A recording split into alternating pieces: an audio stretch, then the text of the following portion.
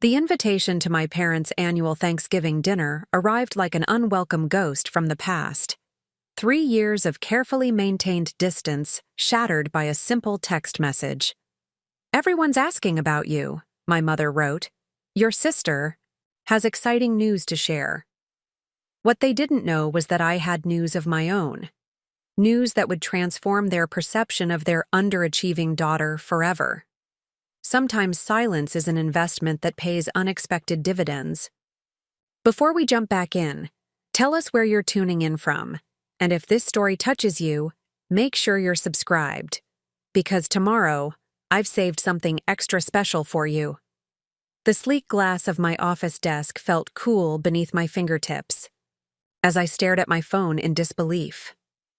My mother had just texted, inviting me to the annual Thanksgiving dinner at my parents' estate.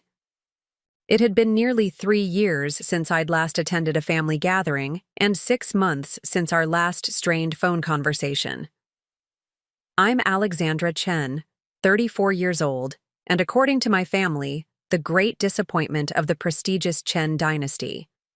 I set my phone down and gazed out at the Manhattan skyline from my corner office on the 47th floor. The afternoon sun cast long shadows across the financial district, my domain, though my family remained blissfully unaware of that fact. They still thought I worked as a junior analyst at a small investment firm, a position I'd held briefly after college before my career had taken a dramatically different trajectory. "Ms. Chen?" My assistant Vivian's voice came through the intercom. "Your 3 o'clock with Blackridge Capital is waiting in the conference room." "Thank you, Vivian. I'll be right there." I smoothed down my tailored suit and tucked the phone away. The meeting with Blackridge would finalize my latest acquisition, a struggling tech company with revolutionary patents that the market had severely undervalued. It would bring my personal portfolio to just over $340 million, a figure that would shock my traditionally minded family into cardiac arrest if they ever discovered it. Growing up in the shadow of perfection had been my daily reality. My younger sister, Eliza, had been groomed from birth to be the golden child. Valedictorian, Yale Law, perfect marriage to a surgeon, and now partner at a prestigious law firm at just 32. My parents, both distinguished professors at Princeton, had mapped out a similar trajectory for me. But I had committed the unforgivable sin of being different, more analytical than academic, more interested in market patterns than legal precedents. "You're throwing away your potential," my father had said when I chose finance over law school.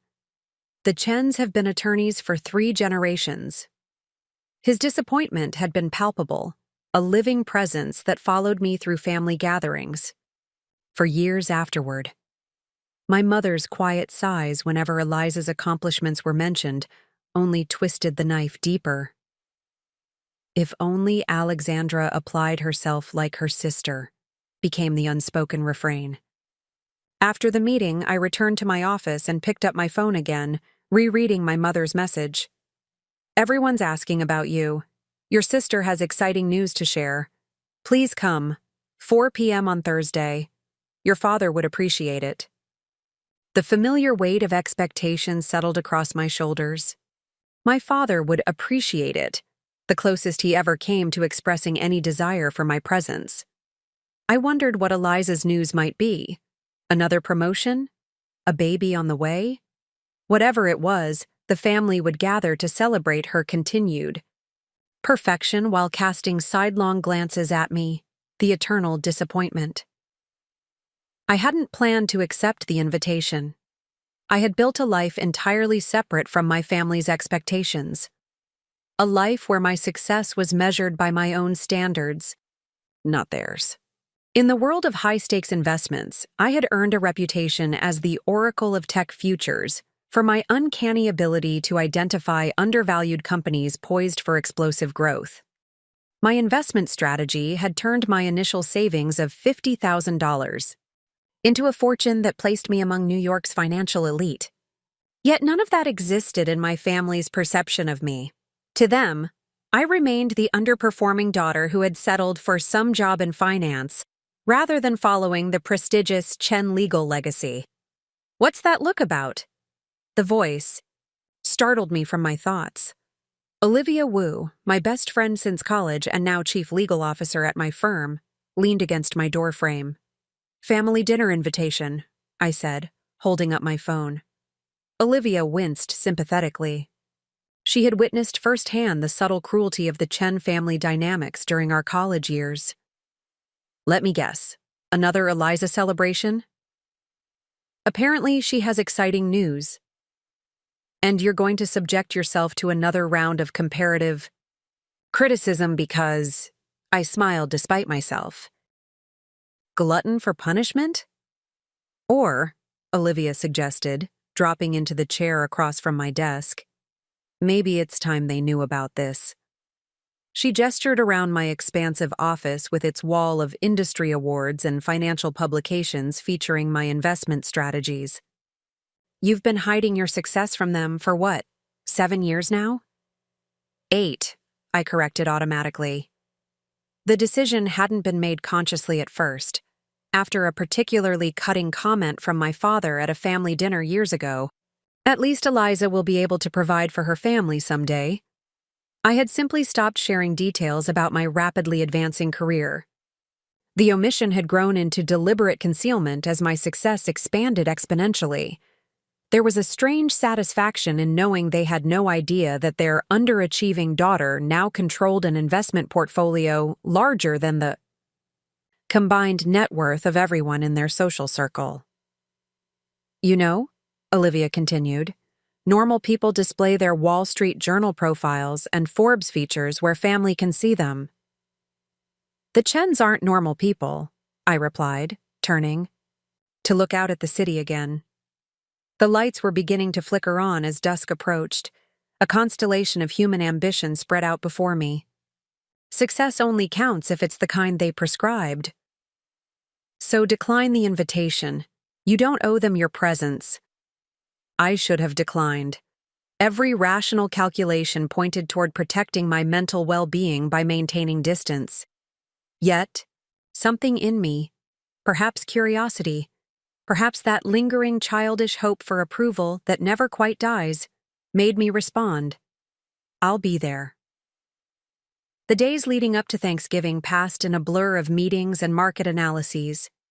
I deliberately immersed myself in work, finalizing the Blackridge acquisition and initiating positions in 3 promising biotech startups.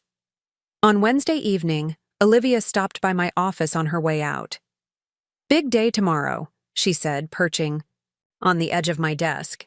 "How are you feeling about it?" "Like I'm making a strategic error," I admitted, closing my laptop. "Want some company afterward? I'll have wine and takeout ready, and you can vent about all the ridiculous comments from your family." I smiled gratefully. That might be the only thing getting me through this dinner. "And Alex?" Olivia's expression turned serious. "Remember who you are now. Their opinions are based on outdated information. They don't know the woman who built all this." Her words stayed with me as I drove to my parents' estate in Greenwich the next day. I had deliberately chosen modest transportation, my practical hybrid, rather than the Aston Martin collecting dust in my building's garage. My appearance, too, was carefully calibrated. Simple black pants and a cream sweater, minimal jewelry, nothing that would signal wealth or notable success. As I turned onto the familiar tree-lined driveway, I rehearsed responses to the inevitable questions and comments. How to answer about my career without revealing too much or inviting further criticism. How to deflect attention back to Eliza's announcement. How to maintain composure when the subtle digs began. These calculations occupied my mind as I parked. Behind a row of luxury vehicles, my father's Mercedes, Eliza's Range Rover, and several others belonging to aunts, uncles, and family friends. The Chen Thanksgiving was always an event designed for maximum audience when celebrating achievements. I sat motionless for a moment after turning off the engine, gathering my resolve. Whatever happened in that house over the next few hours, I would return to my real life afterward. The life I had built through my own insight and determination. the life that existed entirely separate from the Chen family expectations. I couldn't have known then how completely the boundary between those worlds would collapse before dessert was served. Taking a deep breath, I stepped out of the car and walked toward the imposing colonial house where my self-worth had been systematically diminished for decades. Whatever Eliza's news, I would smile politely, offer appropriate congratulations, and count the minutes until escape. The heavy oak door opened before I could ring the bell. My mother stood there, elegant as always in a cashmere sweater and pearls, her expression a practiced mix of welcome and assessment. "Alexandra?" she said, leaning forward to brush her cheek against mine. "You're here." Something in her tone suggested surprise, as if she'd expected me to decline despite my confirmation. Perhaps she had hoped I would. "Happy Thanksgiving, Mom," I replied, stepping into the foyer where the next 3 hours would test every ounce of my hard-won confidence and success. The door closed behind me with a quiet but definitive click. The Chen family home hadn't changed in the 3 years since my last visit. The foyer still displayed the same carefully curated artwork, originals by respected but not ostentatious artists. The living room beyond maintained its perfect balance of elegance and academic prestige, leather-bound volumes lined custom, shelving, interspersed with my parents' awards and accolades from their distinguished careers in academia. Nothing was by accident in this house. Every object had been selected to communicate accomplishment and intellectual superiority. "Everyone's in the living room," my mother informed me, her critical gaze sweeping over my deliberately understated outfit. "Eliza and Thomas just arrived from the city." I followed her through the familiar hallway, noticing the updated family photos displayed along the wall.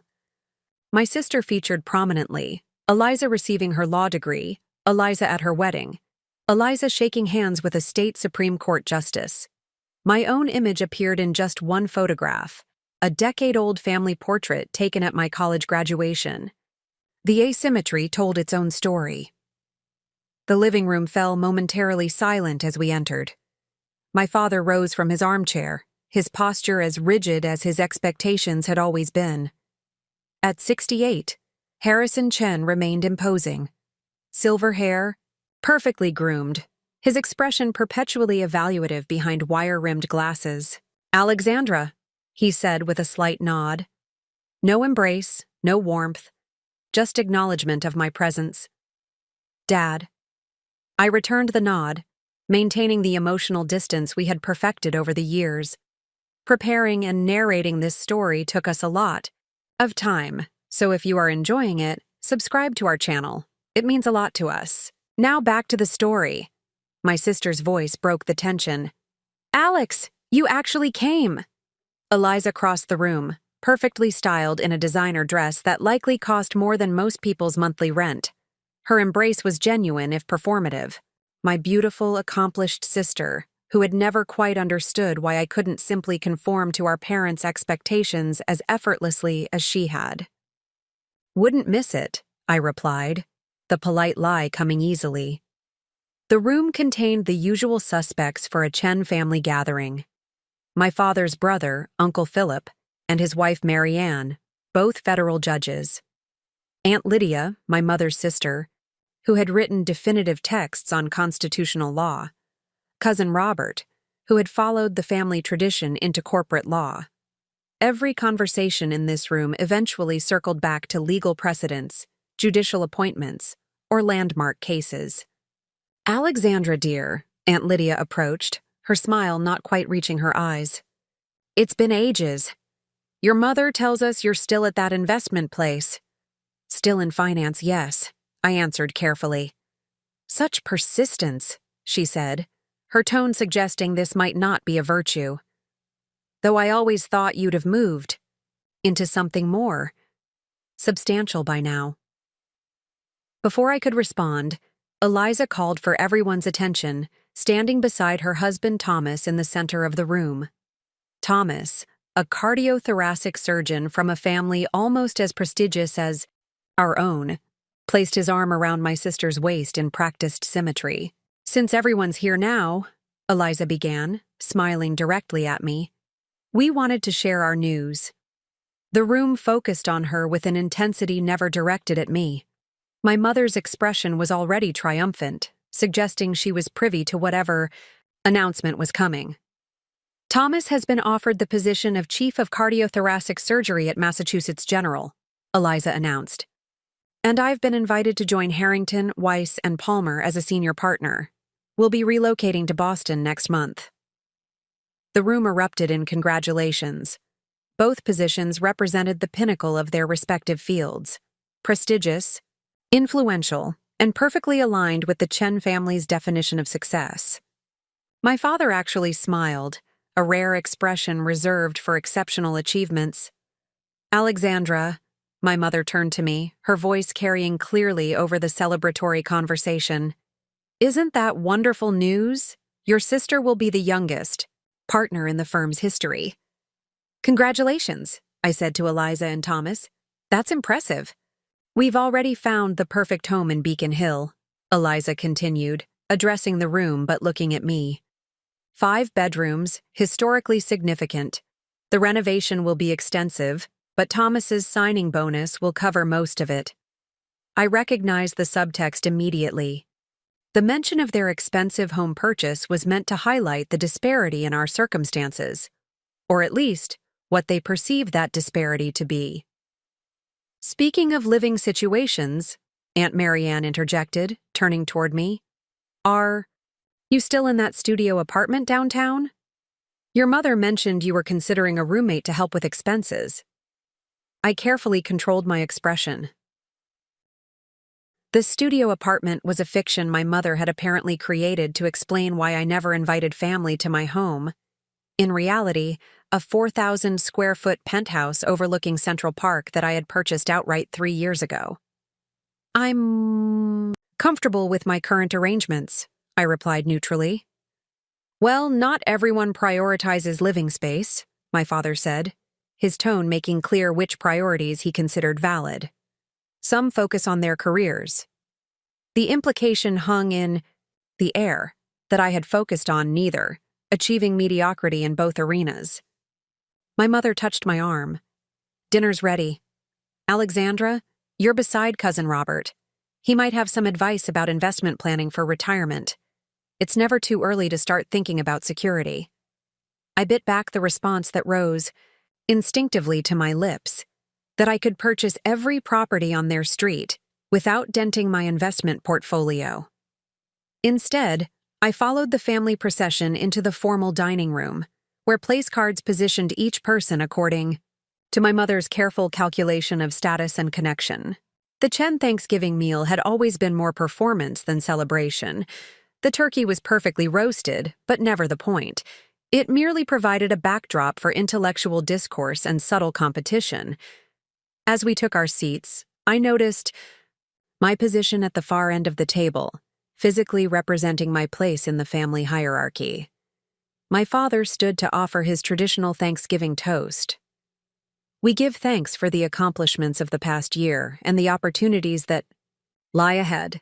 The Chen family continues its legacy of excellence, particularly today as we celebrate Eliza and Thomas's remarkable achievements. Glasses clinked as approving murmurs circulated. I sipped my water, having declined wine to maintain complete clarity for whatever lay ahead. Alexandra, Cousin Robert turned to me as appetizers were served. Your mother mentioned you're still with that boutique investment firm. Which one was it again? I've made some career changes since we last spoke, I answered carefully. Oh? Finally made the leap to law school?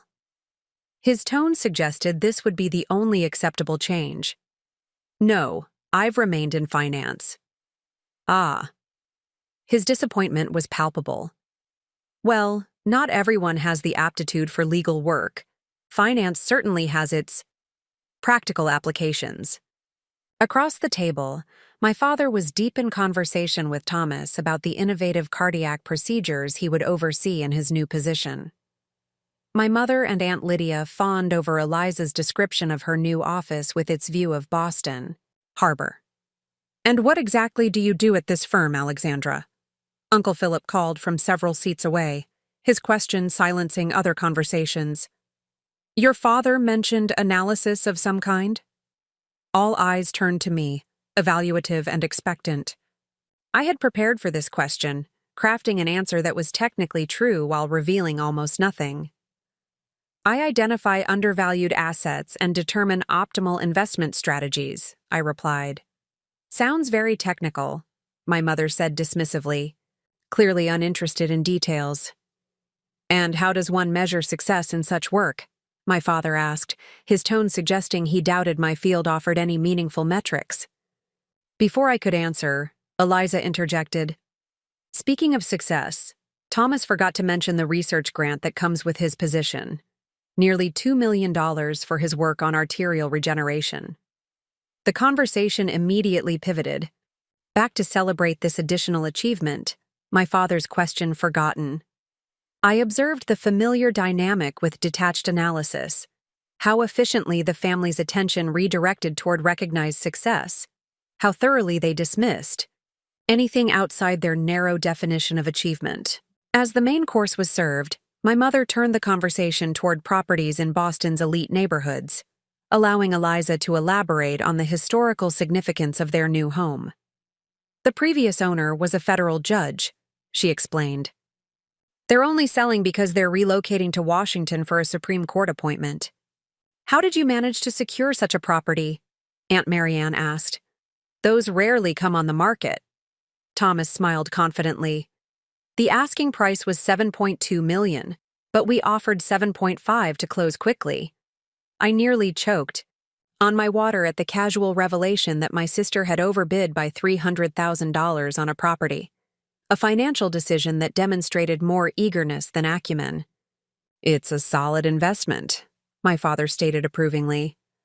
"Real estate in that neighborhood appreciates consistently." "Unlike some investments," Uncle Philip added, glancing pointedly in my direction. "Those tech stocks the younger generation seems fascinated with are volatile at best, irresponsible at worst." I set down my fork carefully. The irony of his statement was almost painful, considering that my strategic investments in those tech stocks had yielded returns that would make his judicial salary look like pocket change. "Different investment strategies serve different goals," I replied diplomatically. "The goal should always be security and steady growth," my father pronounced, as if delivering a verdict from the bench he had never occupied.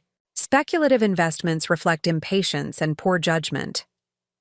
The conversation continued in this vein throughout dinner.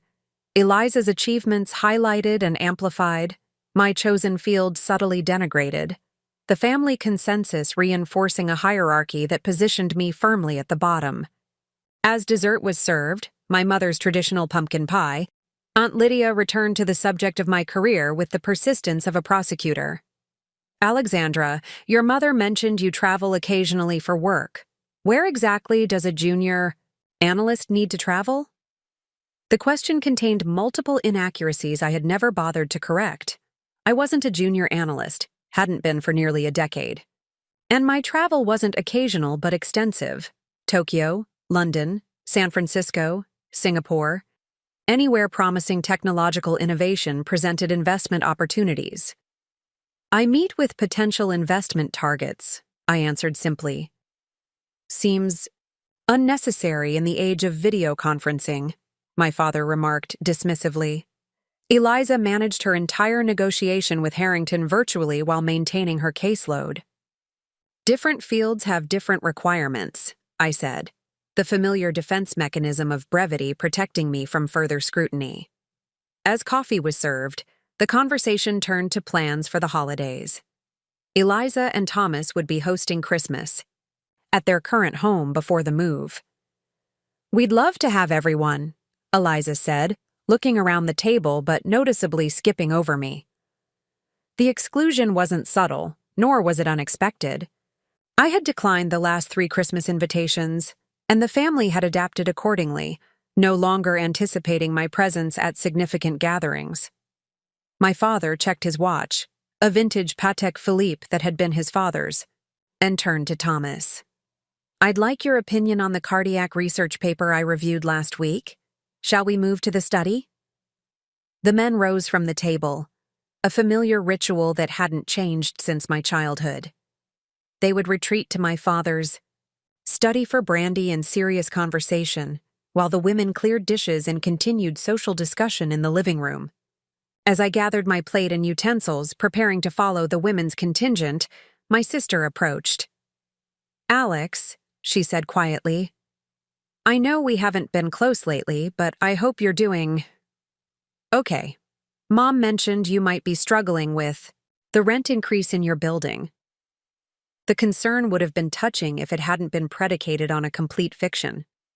"I'm managing my finances adequately," I replied, the understatement of the decade. Eliza nodded, her expression a mixture of pity and superiority that ignited a spark of determination inside me.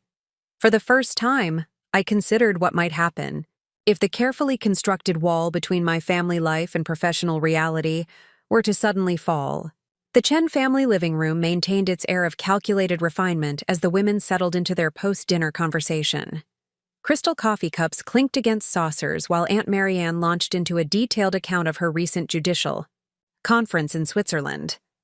I positioned myself slightly apart from the group, occupying a wingback chair near the fireplace where the dancing flames provided a welcome distraction from the familiar sense of exclusion.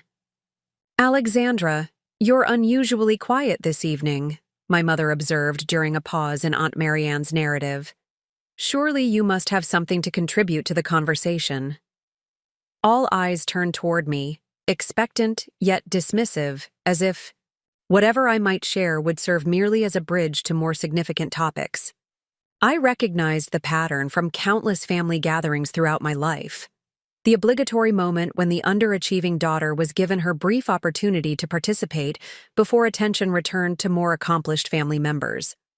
"Work has been engaging recently," I offered neutrally. "Several projects with significant potential." "How nice," my mother replied with the same tone she might use to acknowledge a child's crayon drawing. "Eliza, tell everyone about the landmark case you just won, the environmental regulation matter." And just like that, the spotlight swiveled back to my sister, who launched into a detailed description of her legal triumph against a corporation attempting to circumvent clean water standards. The case had apparently set precedent in 3 districts and earned her a feature in a prominent legal journal. As she spoke, I noticed a pattern in her narrative. Each achievement was framed as effortless, each success portrayed as the natural outcome of her inherent brilliance rather than the result of genuine effort or struggle. This was the Chen family mythology at work, the belief that true excellence never required visible strain. Effort was considered evidence of inadequacy. Those who belonged at the top arrived there gracefully or not at all. It was a perspective that had damaged me profoundly in my formative years, as I interpreted my own hard work and persistent effort as proof of my fundamental deficiency. The irony, of course, was that my sister's seemingly effortless achievements had always required tremendous work behind the scenes. Late nights, sacrificed weekends, and constant anxiety that I had witnessed during our shared childhood bedroom. Years. But the family narrative demanded the maintenance of this illusion, and Eliza had perfected the performance.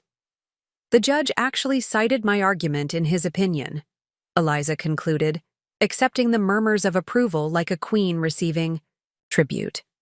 Aunt Lydia turned toward me, her expression a mixture of pity and challenge. "Perhaps Alexandra could use some of your connections, Eliza. Surely there must be entry-level positions at firms that work with financial institutions." The suggestion that I might need my younger sister's assistance to secure an entry-level position after 15 years in my field would have been laughable if it weren't so fundamentally insulting. "I'm satisfied with my current career trajectory," I replied, maintaining the placid expression I'd perfected in high-stakes negotiations. "Satisfaction with mediocrity is still mediocrity," my mother remarked, the statement clearly meant for me, though she addressed it to the room at large. Before I could respond, the study door opened, and the men rejoined the group. My father wore the particular expression of intellectual satisfaction that appeared only when he had engaged in what he considered worthy conversation.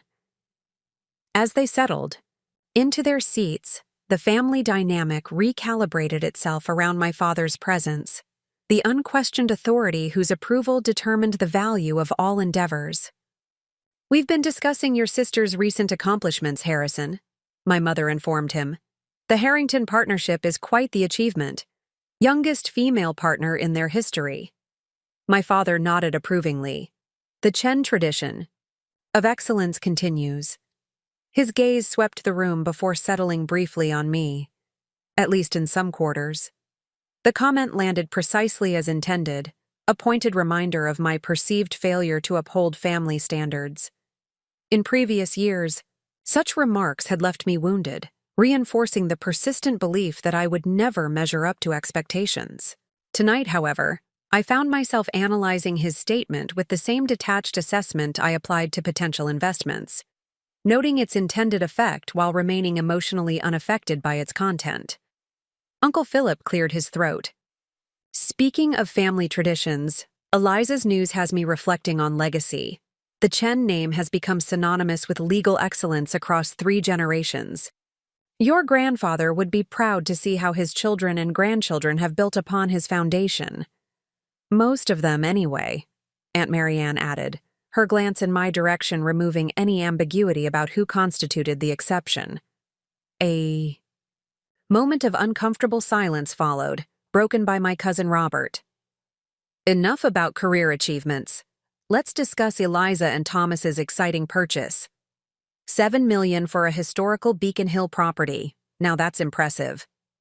"Alexandra, you must be amazed at what real estate costs these days, given how challenging the rental market has become." The patronizing assumption struck a nerve. While I had maintained my privacy regarding my financial situation, the persistent belief that I was struggling financially when I had in fact achieved extraordinary success felt suddenly and profoundly absurd. "Real estate valuations vary significantly by location and historical significance," I said, unable to completely suppress the expertise that had helped me acquire properties across 3 continents.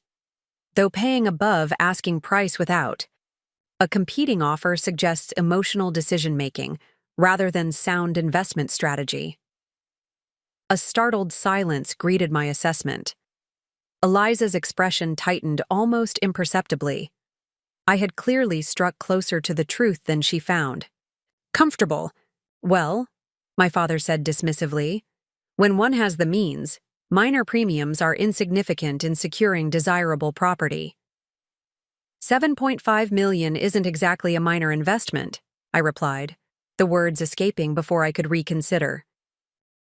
"For successful professionals, it represents appropriate allocation of resources," my father countered, his tone suggesting the conversation had ventured into matters beyond my comprehension. Something shifted inside me at that moment, a final thread of patience snapping after years of careful restraint. The persistent misconception of my financial circumstances, maintained partly through my own silence and partly through their determined assumptions, suddenly seemed not just irritating, but actively harmful. My accomplishments existed regardless of their recognition, yet I had allowed their narrative to define our relationship for too long. "The Chen family has always emphasized impact within one's chosen field," my father continued, addressing the room. "Eliza and Thomas exemplify our values through their contributions to law and medicine. These professions shape society in meaningful ways." "And what impact does rearranging wealthy people's money really have?" Aunt Lydia asked, the question clearly directed at me despite being posed to the room. Before I could respond, my mother spoke. "Not everyone can aspire to significance, Lydia. Some choose paths of less resistance." The implication that I had chosen finance as an easy alternative to more rigorous professions nearly caused me to laugh aloud. My rise through the intensely competitive world of investment strategy had required relentless work, exceptional insight, and courage that none of them could comprehend. making billion-dollar decisions based on technological trends they wouldn't understand for years to come. Actually, I said, setting down my coffee cup with deliberate precision, impact takes many forms. Investment decisions shape which innovations receive funding, which technologies advance, and ultimately, which solutions to global challenges become reality.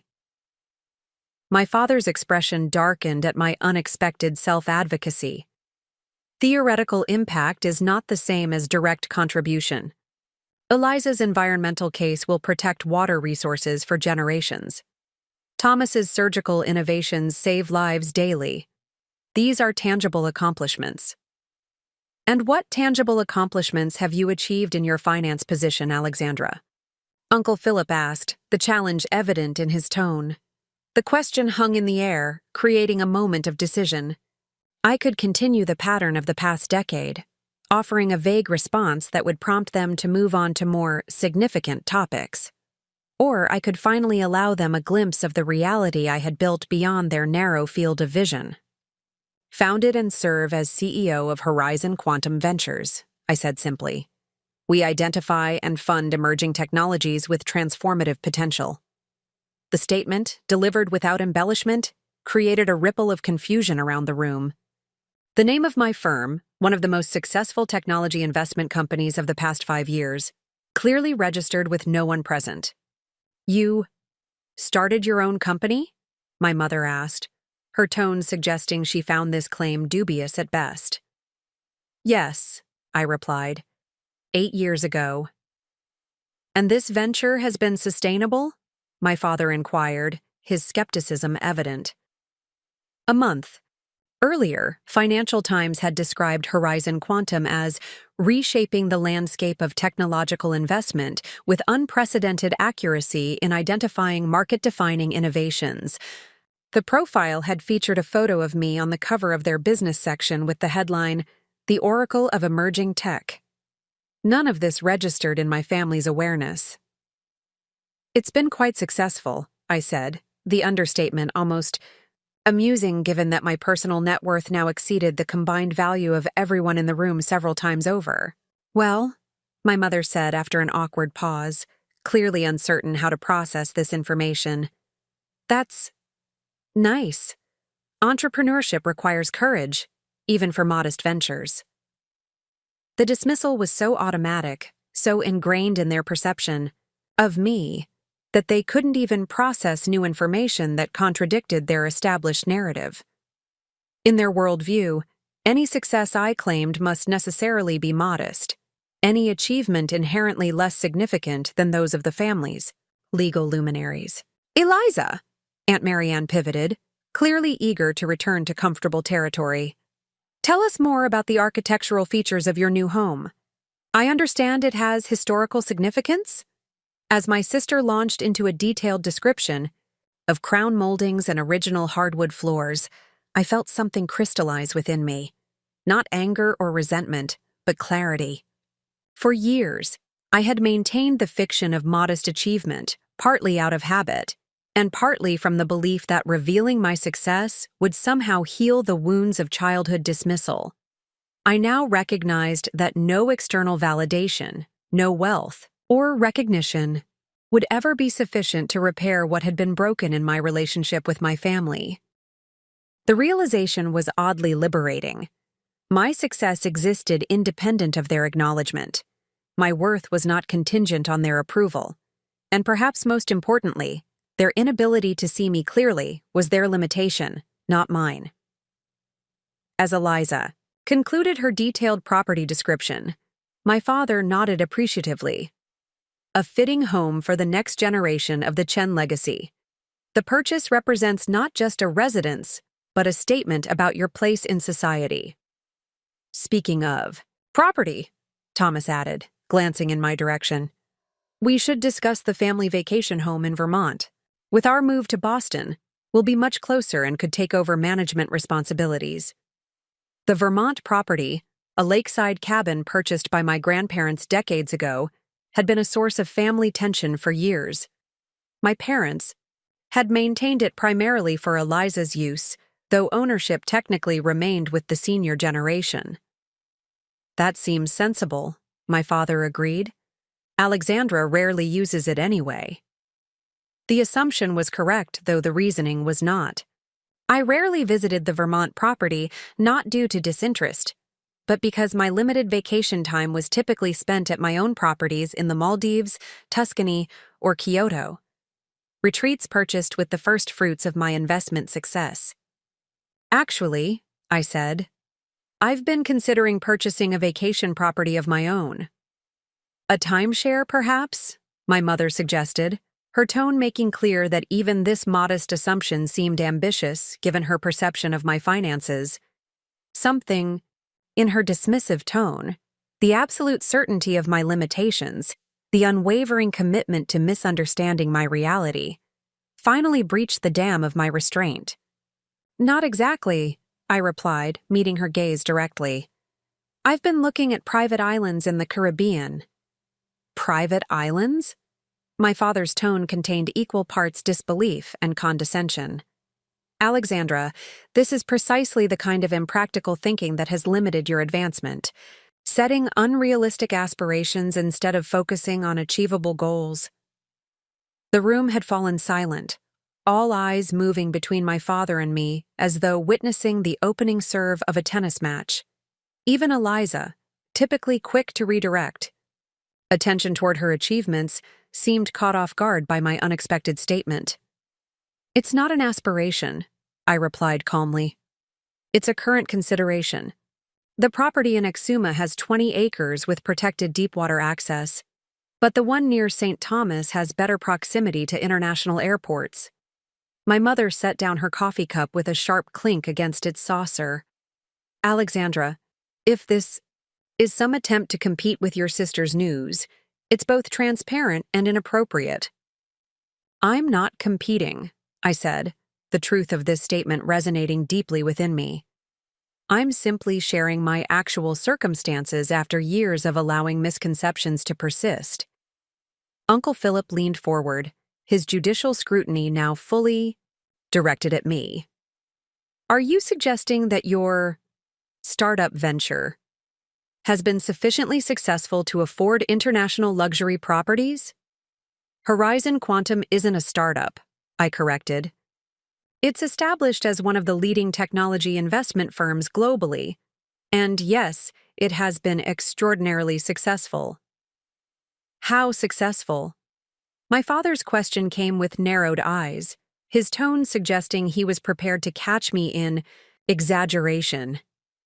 For a moment, I considered continuing with vague assertions, allowing them to dismiss my claims as they had always dismissed my potential. But something had shifted irrevocably within me. The pretense had become more exhausting than liberating. Our firm currently manages a portfolio valued at approximately $11 billion, I stated, watching as expressions around the room transformed from skepticism to shock. My personal net worth was last valued at just over $340 million. Complete silence followed this revelation. My mother's face had drained of color. My father's expression remained frozen somewhere between disbelief and calculation.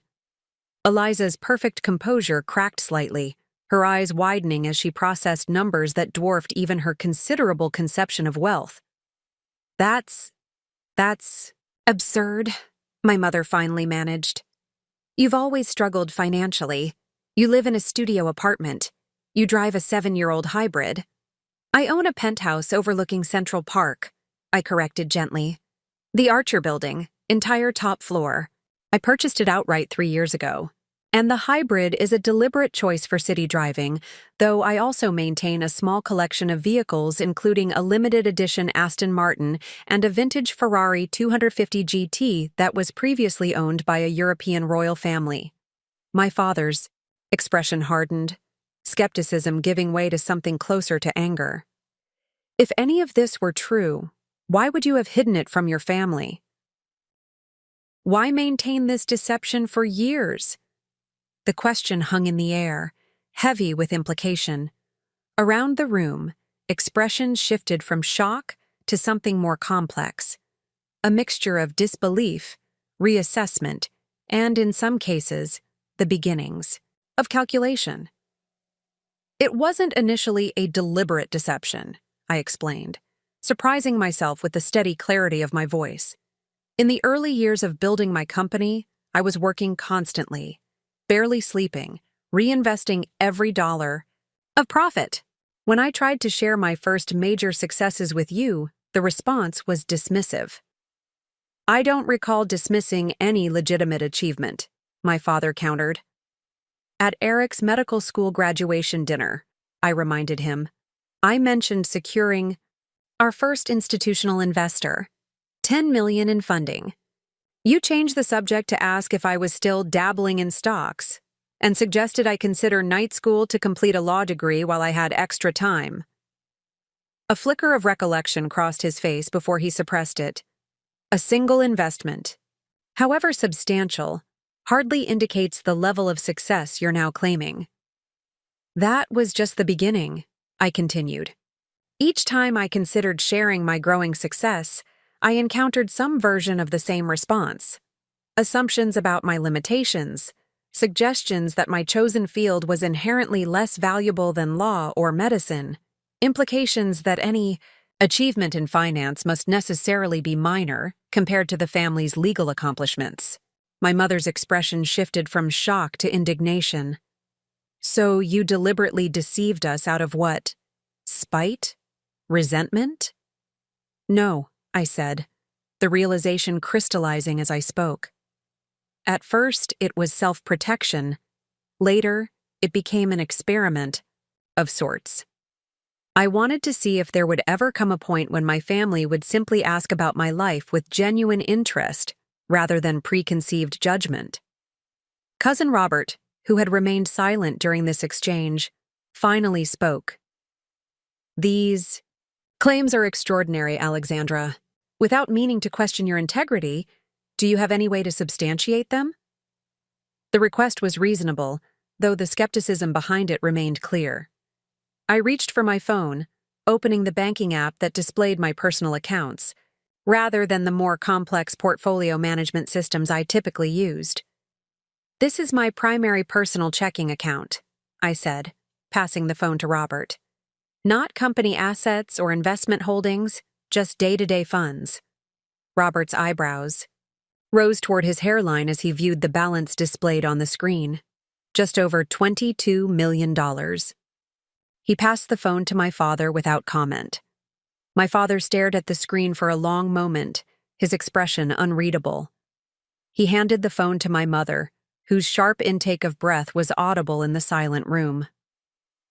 The Forbes profile was published last spring, I continued, as my phone made its way around the stunned family circle. Financial Times featured our investment strategy in their technology section a month ago. The Wall Street Journal included me in their 40 under 40 list 2 years running. Why didn't we know about any of this? Eliza asked, her voice smaller than I had heard it in years. You never asked, I replied simply. And when I did share aspects of my work, the response made clear that it was considered inherently less significant than the family's legal accomplishments. That's not fair, Alexandra, my mother protested. We've always supported your independence. You've tolerated my independence, I corrected gently, while making clear that my choices represented a disappointing deviation from family expectations. Every achievement has been measured against a standard that valued only certain types of success. My father's expression had evolved from disbelief to something more complex, a mixture of reassessment and calculation that I recognized from years of negotiating with potential investors.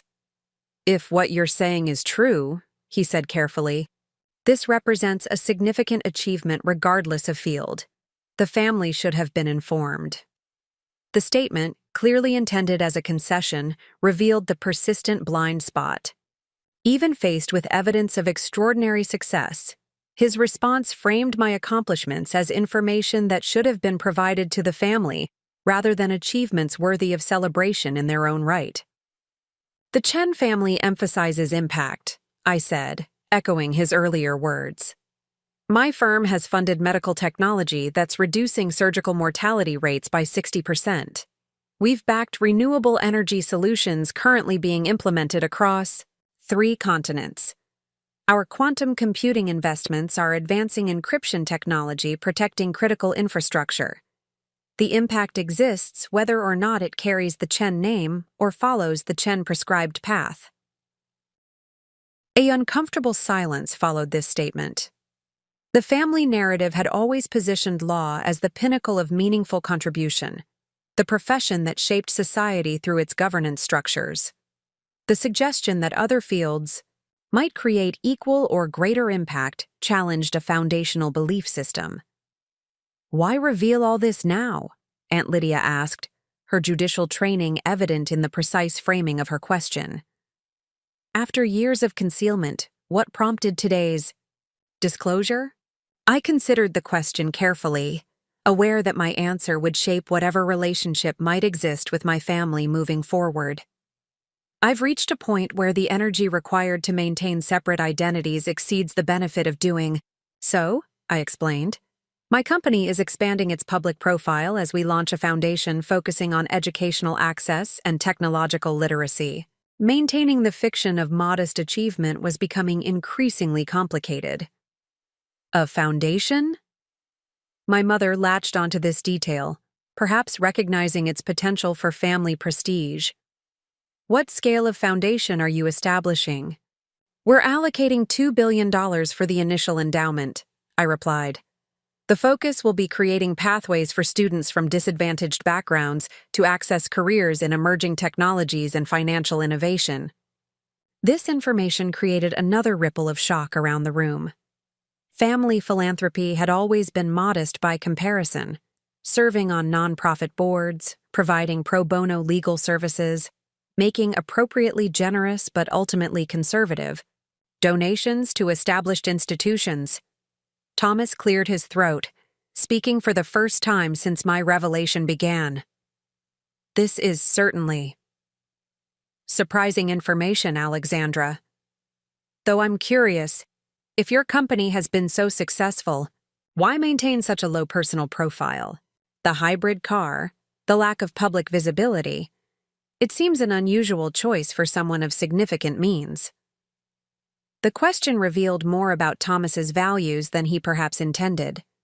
In his worldview, wealth necessarily translated to visible displays of status, luxury vehicles, public recognition, social prominence. The deliberate choice to minimize such displays seemed incomprehensible. Success doesn't require announcement, I replied, and wealth is a tool, not an identity. My investments speak for themselves without requiring personal validation through consumption. My father's expression shifted subtly at this statement, a flicker of something that might have been recognition, or perhaps respect, though it disappeared too quickly to interpret with certainty. Well, Eliza said after an uncomfortable pause, her tone striving for lightness. I suppose congratulations are in order, though you might have shared this information before we committed to a $7 million property. The attempt at humor fell flat, highlighting the newly apparent disparity between what she had proudly announced as a major financial achievement and what I had revealed as a mundane consideration. The Beacon Hill property remains an excellent investment, I said, offering this concession to preserve her dignity. Historical properties in that neighborhood have maintained consistent appreciation regardless of market fluctuations. Aunt Marianne, who had remained unusually silent throughout, this exchange finally spoke. I find myself wondering, Alexandra, whether this dramatic revelation was timed specifically to overshadow your sister's announcement. The suggestion revealed how deeply ingrained the competitive framework remained in the family psychology. Even faced with information that completely recontextualized my life and achievements, the instinct was to interpret it as a strategic move in an ongoing rivalry rather than a simple disclosure of facts. Eliza's achievements stand on their own merits, I replied. Becoming partner at Harrington represents extraordinary accomplishment regardless of anyone else's circumstances. My financial situation neither diminishes nor enhances the significance of her success. My sister's expression softened slightly at this acknowledgement, though uncertainty remained in her eyes, the beginning of a fundamental reassessment of our relationship and her assumptions about my life. My father stood abruptly, his movement breaking the tableau of stunned family members. I think we could all use a moment to process this unexpected information. Alexandra, would you join me in my study? The invitation, framed as a request but delivered as a directive, represented a significant departure from established family patterns. My father's study had always been a sanctum reserved for those he considered intellectual equals or worthy protégés. I had not been invited into that space for a private conversation since announcing my decision to pursue finance, rather than law, nearly 15 years earlier. As I rose to follow him, I caught my mother's expression, a complex mixture of shock, calculation, and something that might have been regret, though it disappeared too quickly to interpret with certainty.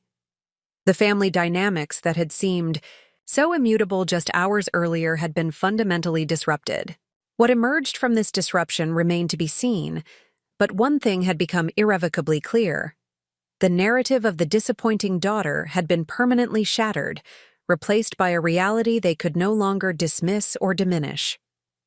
I followed my father down the hallway toward his study, aware that whatever conversation awaited would establish the foundation for whatever relationship might exist between us moving forward. My father's study remained exactly as I remembered it. Walls lined with leather-bound legal volumes, the imposing mahogany desk positioned to maximize the psychological advantage of anyone seated behind it, and the carefully curated artifacts of academic achievement displayed with museum-like precision. The room had always been designed to intimidate and impress, a physical manifestation of Harrison Chen's intellectual authority.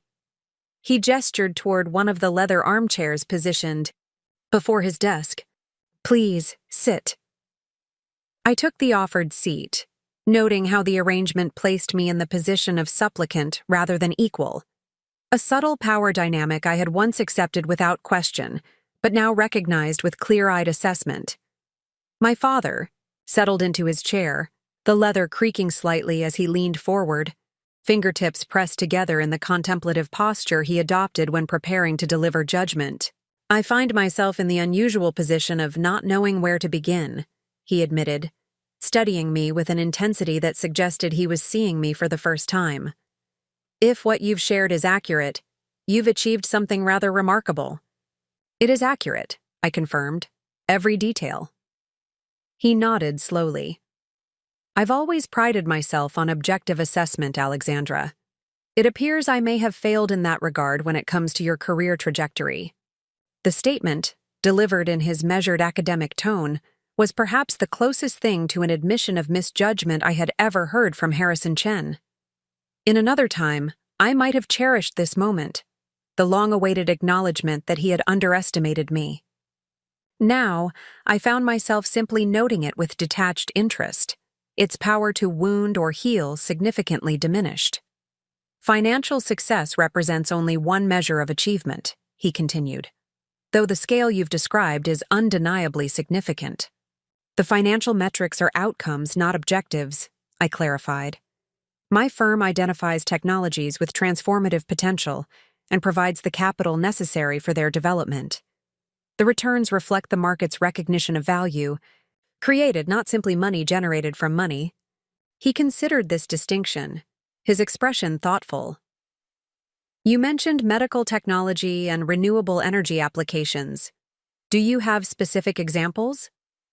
For the first time in our adult relationship, my father was asking about my work, with what appeared to be genuine interest. The novelty of this experience momentarily disoriented me before I gathered my thoughts. We were early investors in Nurex Biotechnical, I explained. Their neural interface technology is revolutionizing spinal injury treatment. Their latest clinical trials showed a 78% success rate in restoring partial mobility to previously paralyzed patients. Nurex? My father's eyebrows rose in recognition.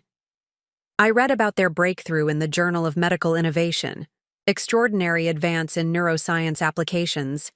We recognized the potential when they were still operating. Out of a university research lab, I continued. Our initial investment of $12 million has grown to a current valuation of nearly $2 billion. But more importantly, their technology is now being implemented in 16 countries. My father leaned back slightly, reassessing. And this represents a typical investment for your firm? We maintain a diversified portfolio, I explained. Some investments focus on near-term applications with moderate growth potential. Others target moonshot technologies that may require a decade of development, but could fundamentally reshape entire industries. He nodded slowly, processing this information with the methodical consideration he typically reserved for complex legal questions. Your sister mentioned your pending foundation. $2 billion is a substantial endowment. What led you toward educational access as a focus? The question revealed a shift in his perspective, from skepticism about my claimed achievements to acceptance and inquiry about my decisions regarding those achievements. The transition had occurred with remarkable speed, though I remained uncertain whether it reflected genuine recalibration or simply pragmatic adaptation to newly revealed circumstances. My success emerged partly from educational privilege, I acknowledged. Princeton provided not just knowledge but networks and opportunities. Yet the innovations reshaping our world could come from minds anywhere, regardless of socioeconomic background. Intelligence and insight aren't restricted to those with access to elite institutions. A hint of surprise flickered across my father's features. A rather egalitarian perspective for someone in wealth management. Effective investment requires recognizing potential where others miss it, I replied. That principle applies to human capital as much as technological innovation. Our foundation aims to identify exceptional talent from disadvantaged backgrounds and create pathways into emerging fields where that talent can flourish. My father was silent for a moment, studying me with an expression I couldn't quite decipher. You've developed a coherent philosophical framework around your work. I find that unexpected. The comment revealed the persistence of his fundamental misconception, that my chosen field was merely technical rather than intellectual, focused on manipulation of numbers rather than development of ideas. Even now, faced with evidence of extraordinary success, he struggled to reconcile his preconceptions with the reality before him. Finance at its best isn't simply about capital allocation, I explained. It's about recognizing patterns, anticipating how technological evolution will reshape human experience, and directing resources toward innovations that address fundamental needs. The philosophical dimensions are what distinguish exceptional investors from merely competent ones.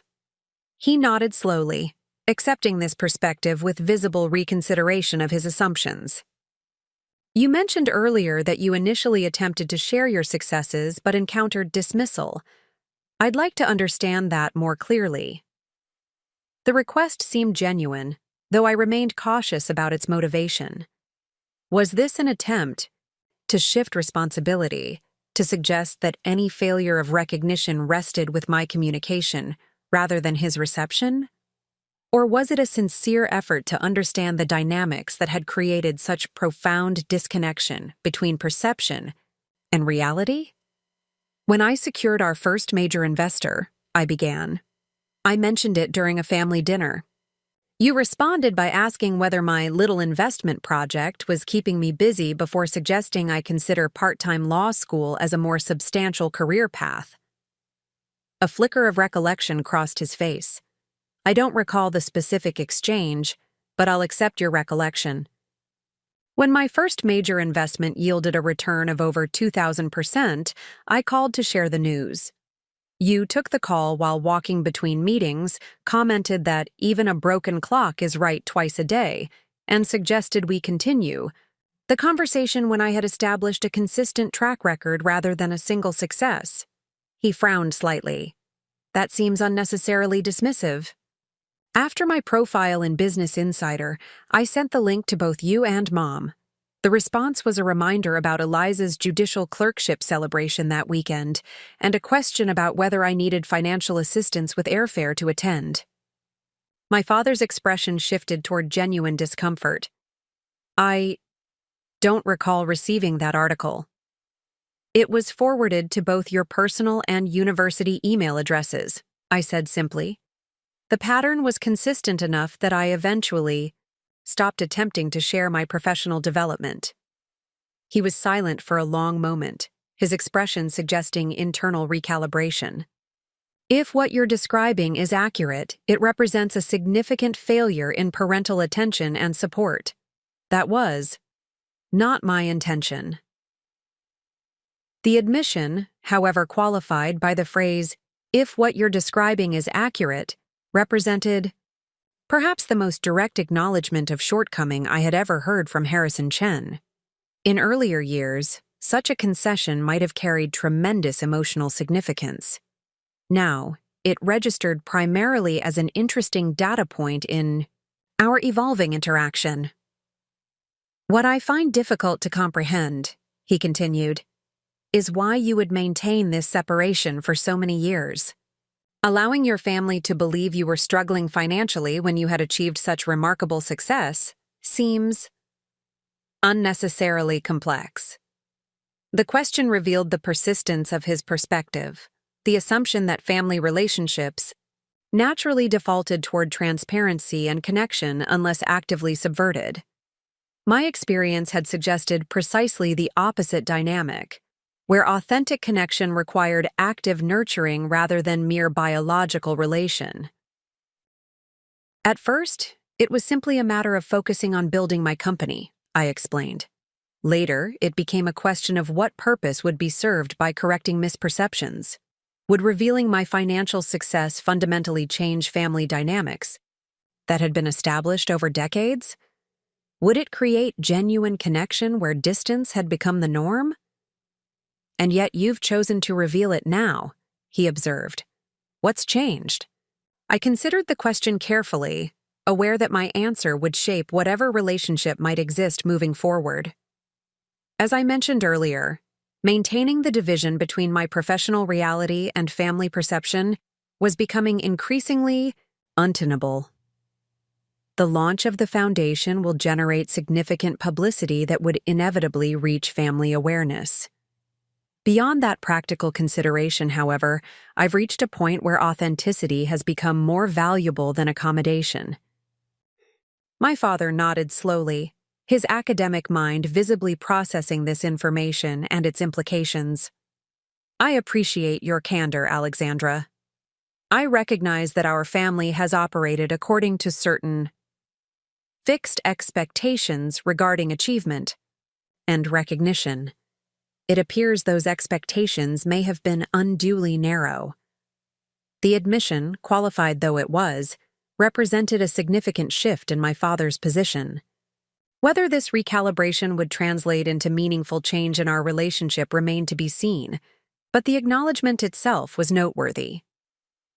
I'd like to learn more about your company, he continued, his tone suggesting genuine interest rather than mere politeness.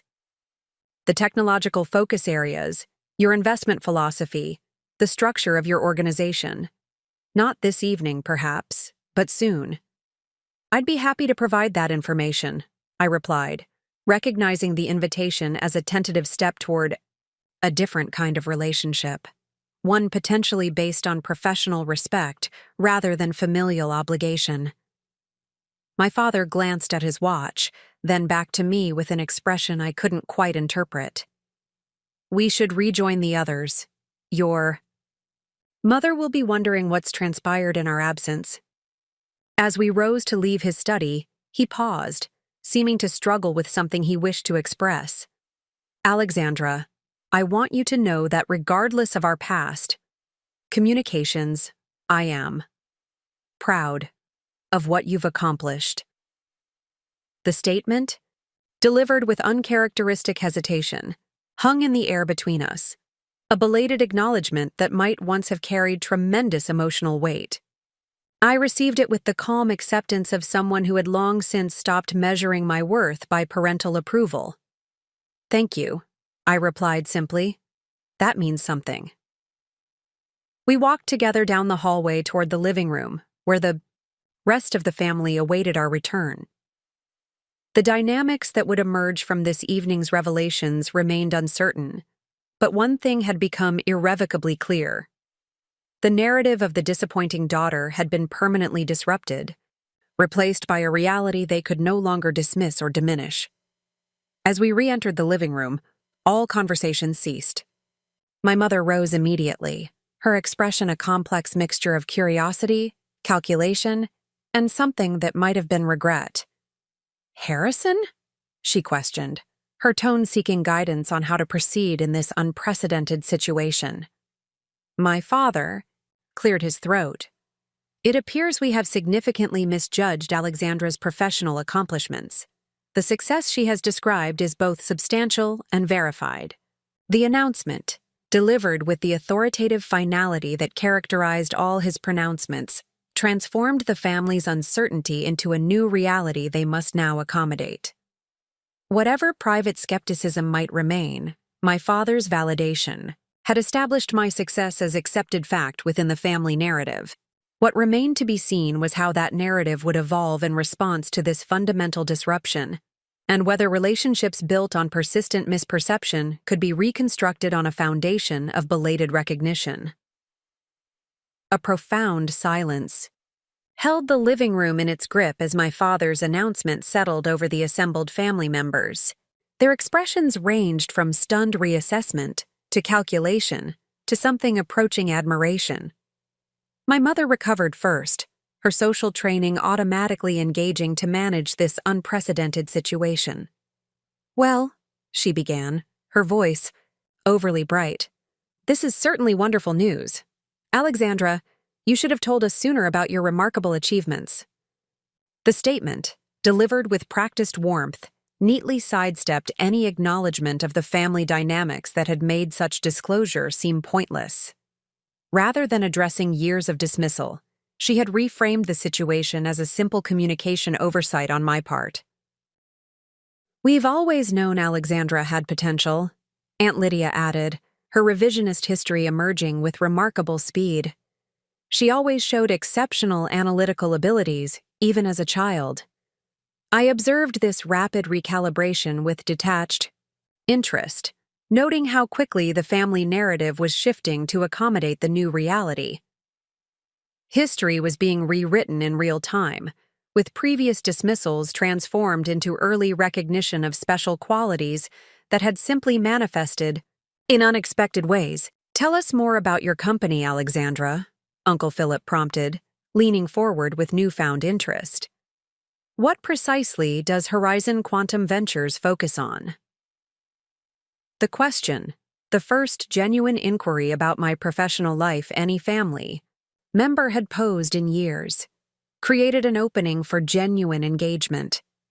I decided to accept it at face value, setting aside the knowledge that his interest emerged only after confirmation of my financial success. "We identify emerging technologies with transformative potential," I explained. "Our investments focus on 4 primary sectors: quantum computing applications, advanced medical technologies, sustainable energy solutions, and artificial intelligence systems that address fundamental human needs rather than merely optimizing consumption." "Fascinating," my uncle replied, his judicial demeanor giving way to genuine curiosity. "And you founded this enterprise yourself? At what age?" "I launched the firm at 26, I replied. "After 4 years at Blackstone, where I specialized in technology investments. I identified patterns in technological development that suggested traditional investment models were missing crucial opportunities in emerging fields." 26? Aunt Marianne repeated, her tone suggesting she was mentally recalibrating her understanding of my trajectory. "That's remarkably young to found a successful investment firm." "The timing was essential," I explained. Quantum computing research was reaching a critical threshold between theoretical exploration and practical application. The window for optimal investment positioning was narrow. My cousin Robert, who had remained uncharacteristically silent throughout this exchange, finally spoke. "The financial success you've described is extraordinary by any measure, Alexandra. I'm curious about your approach to risk assessment in such emerging fields. Traditional metrics would suggest extreme caution." The question represented the first substantive engagement with my actual work rather than merely its financial outcomes, a recognition that my success derived from intellectual frameworks rather than mere fortune or coincidence. Traditional risk metrics are calibrated for known parameters, I explained. Emerging technologies require different evaluation models. We developed proprietary assessment frameworks that integrate technological progression patterns, adoption thresholds, and application ecosystems. The approach isn't absence of risk, but precision in identifying which risks are meaningful versus which are merely perceived. "That sounds rather technical," my mother interjected, her tone suggesting this level of detail exceeded appropriate dinner conversation, though clearly effective given the results. The dismissal, however gentle, echoed the pattern of our previous interactions, a reflexive diminishment of the intellectual substance behind my work. Before I could respond, however, my father surprised me by countering her framing. "On the contrary, Victoria," he said, "Alexandra's approach represents sophisticated intellectual modeling, the philosophical underpinnings of effective risk assessment. In emerging technologies involve complex considerations of human behavior patterns, technological adoption curves, and predictive modeling of societal needs." The defense, for it was indeed a defense of the substantive nature of my work, created another ripple of adjustment in the family dynamic. My father's validation carried unique weight within the family hierarchy, instantly elevating the perceived intellectual legitimacy of my profession. Eliza, who had remained uncharacteristically quiet since my revelation, finally spoke. "So you've been, what? A secret millionaire this entire time? While the rest of us believed you were struggling financially?" Her question contained a note of accusation, as if my private success somehow represented a deception perpetrated against the family rather than a personal achievement I had chosen not to publicize. "I never claimed financial hardship," I pointed out calmly. "I simply didn't volunteer information about my circumstances, and no one inquired with genuine interest." "But you allowed us to believe—" She stopped, seemingly recognizing the weakness of this position. After a brief pause, she recalibrated. "I suppose I'm just surprised that we've been so disconnected from your actual life." The statement came closer to acknowledging the fundamental nature of our family dynamic than anything previously expressed. The disconnection she referenced had been sustained through mutual participation, my withdrawal following years of dismissal, the family's persistent disinterest in any accomplishment outside their narrow definition of success.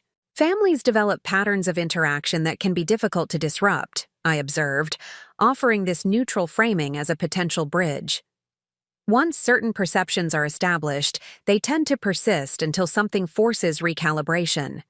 "Well," my mother said with determined brightness, "consider us thoroughly recalibrated, and just in time for the holiday season.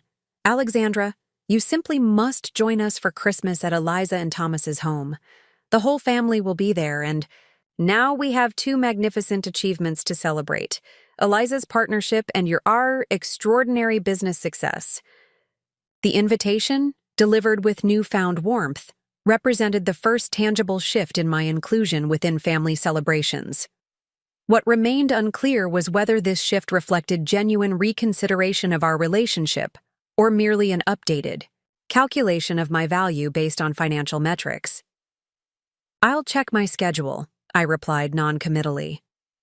December includes several international commitments related to our foundation launch. "A foundation," my mother repeated, latching onto this detail with visible interest. How marvelous. The Chen family has always emphasized philanthropic responsibility.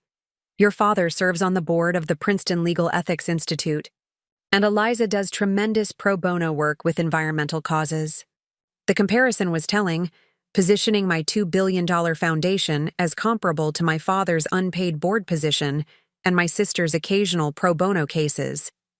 The instinct to equalize achievements, to maintain the established family hierarchy despite dramatically new information, operated almost automatically. Alexandra's foundation represents philanthropy at an entirely different scale, my father noted, his tone suggesting he recognized and was counteracting my mother's framing.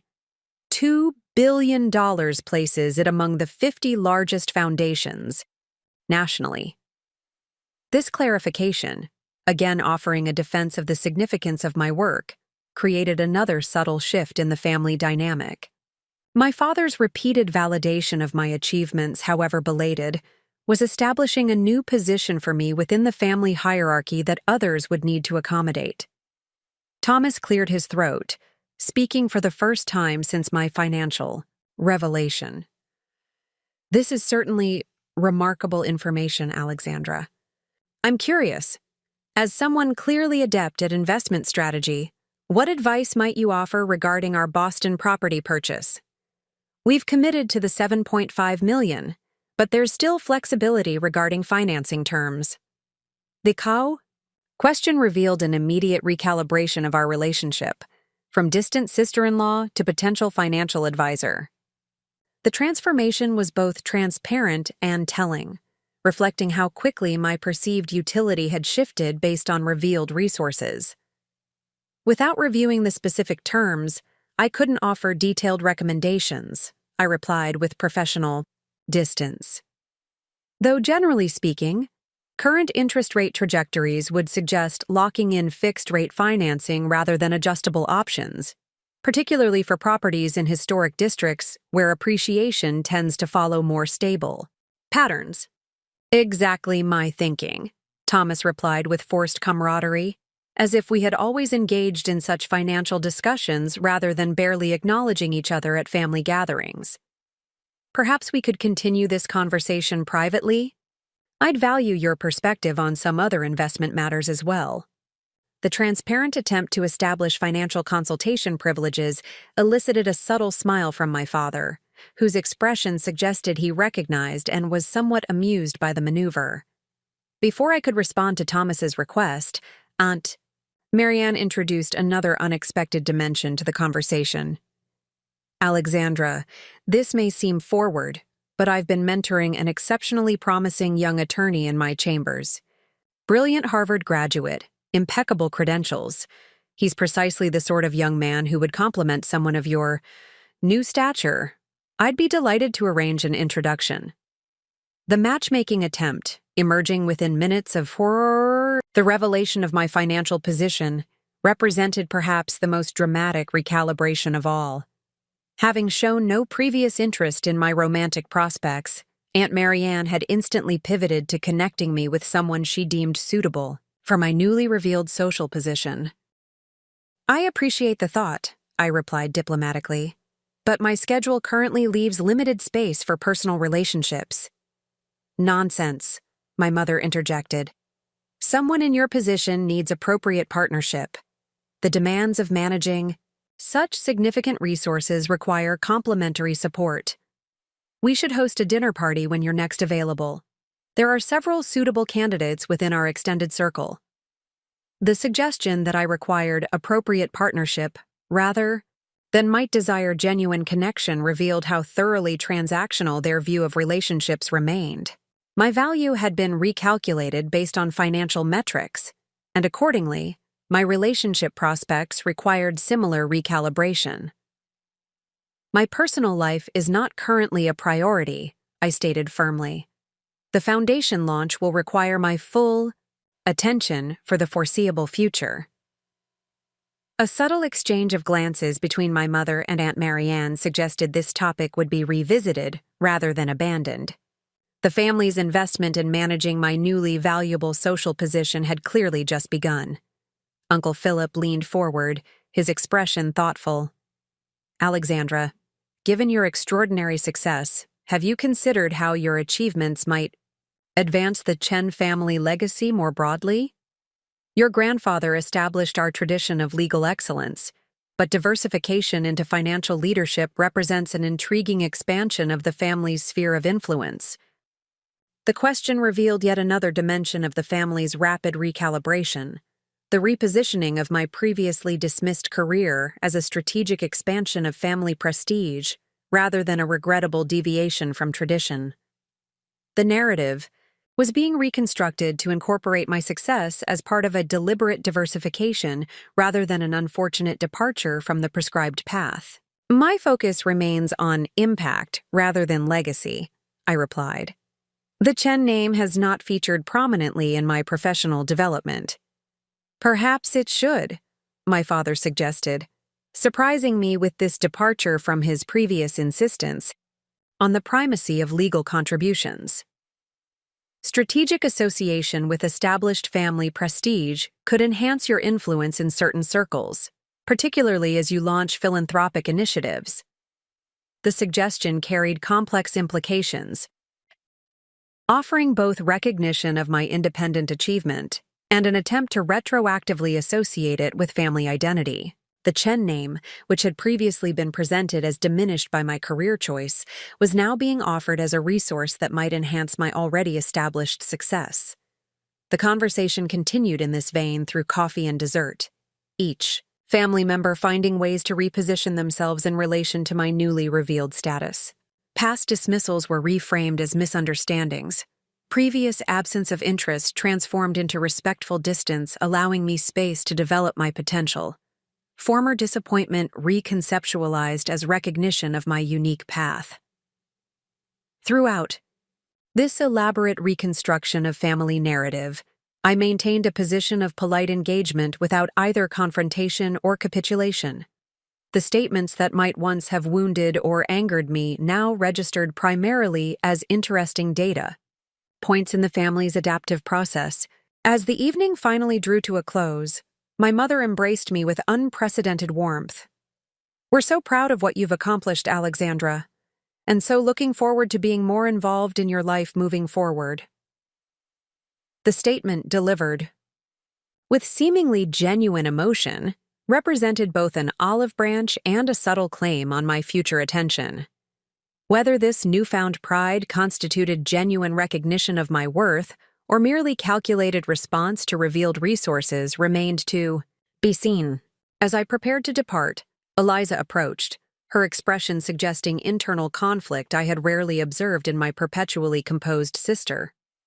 "Alex, could we have coffee sometime?" she asked quietly. "Just the two of us? There's a lot I'd like to understand better." The request, offered without performance or calculation, struck me as possibly the most genuine interaction of the evening. Beneath the competitive framework our parents had established, perhaps there existed potential for authentic connection that neither of us had previously explored. "I'd like that," I replied, surprising myself with the sincerity of this response. As I drove away from the family estate, the hybrid's quiet engine allowing space for reflection, I recognized that this evening represented not an ending, but a beginning, the first step in navigating relationships fundamentally altered by the disruption of long-established narratives. What form those relationships might eventually take remained uncertain, but one thing had become irrevocably clear. I would move forward from a position of recognized strength rather than presumed inadequacy, engaging from authenticity rather than accommodation. The revelation of my hidden fortune had purchased not material advantage, but something potentially more valuable: the freedom to exist within my family as my authentic self, without diminishment or disguise. Whether that authenticity would ultimately lead to meaningful connection or merely different forms of distance remained to be seen. The following morning, I woke at my usual 5:30 a.m., my body adhering to its disciplined rhythm despite the emotional complexity of the previous evening.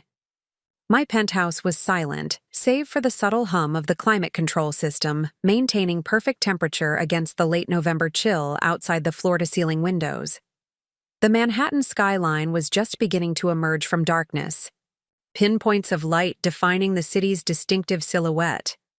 I moved through my morning routine with practiced efficiency, 30 minutes of yoga in my dedicated meditation space, a precisely calibrated smoothie prepared by my automated kitchen system, and 45 minutes reviewing overnight developments in Asian markets on my integrated displays.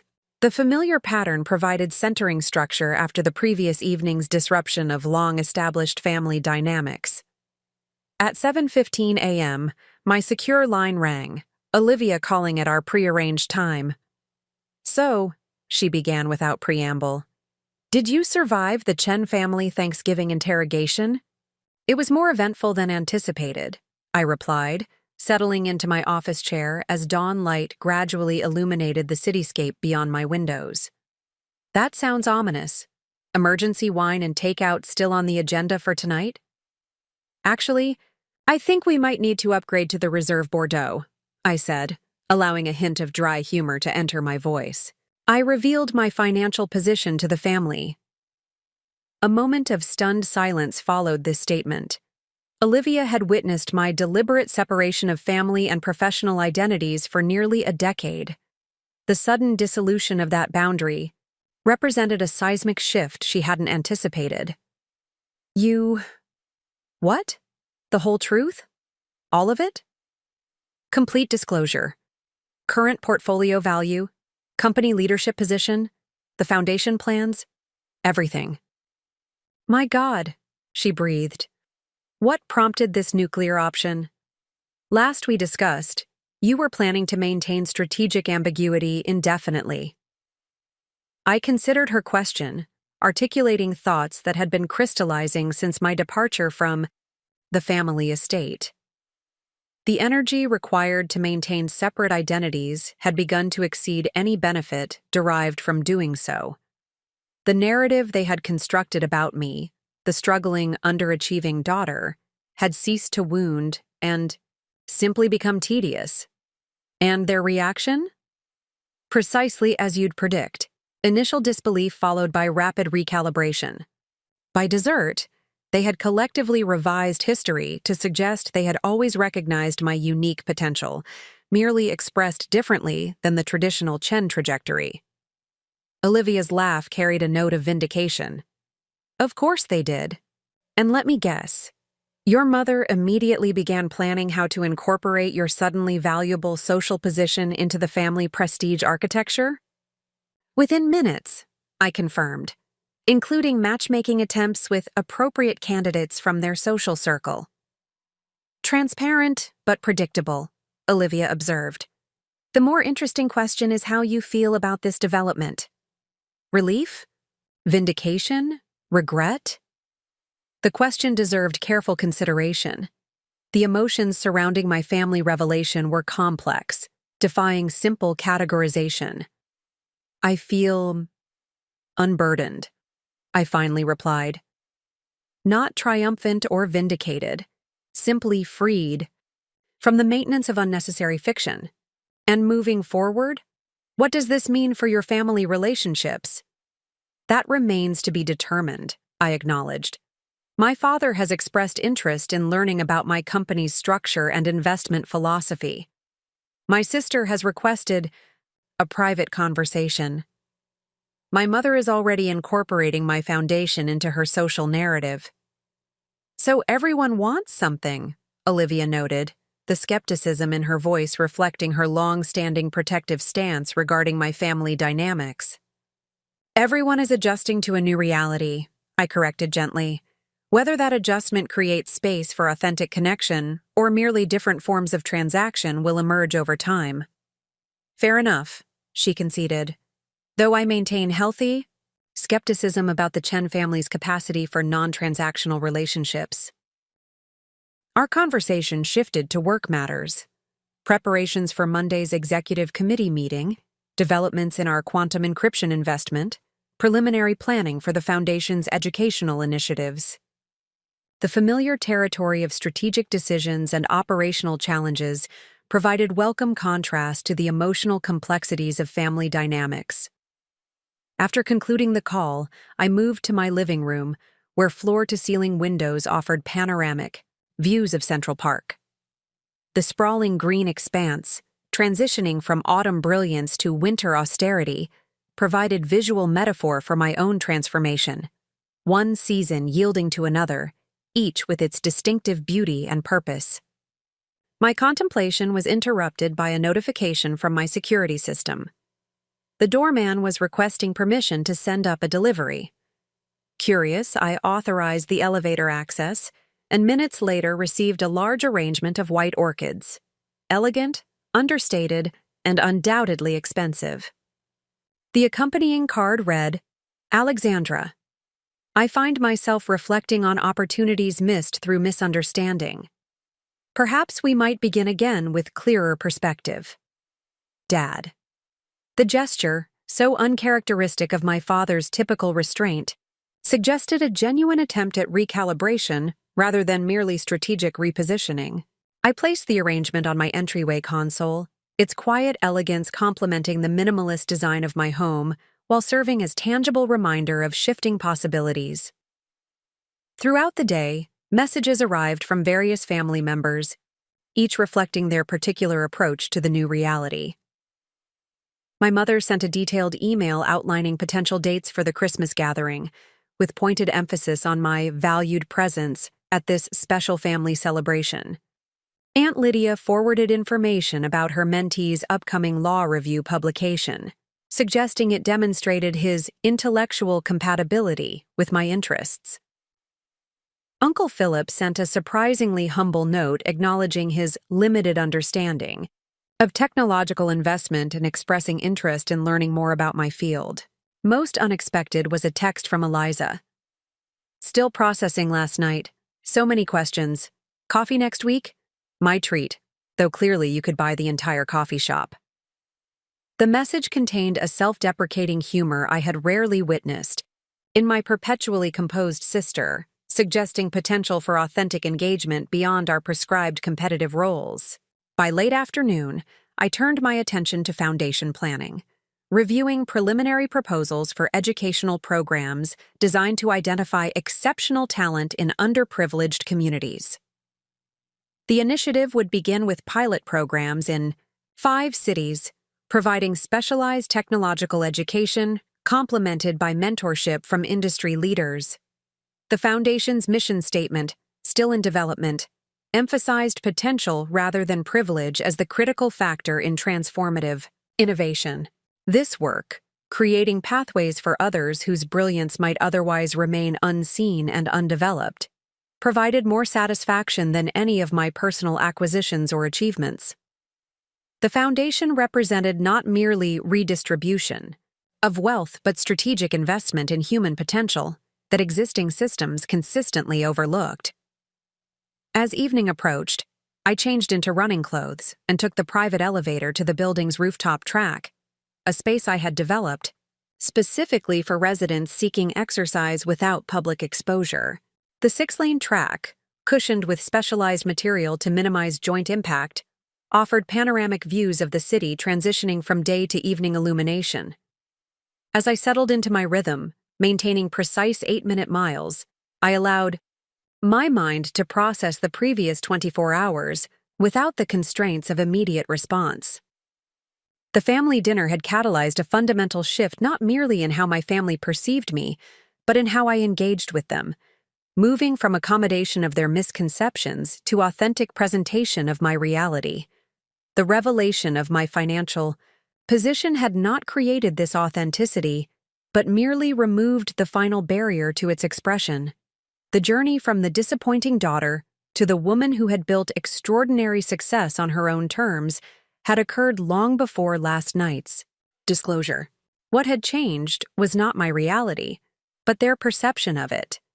And perhaps most significantly, my willingness to insist upon that reality being acknowledged.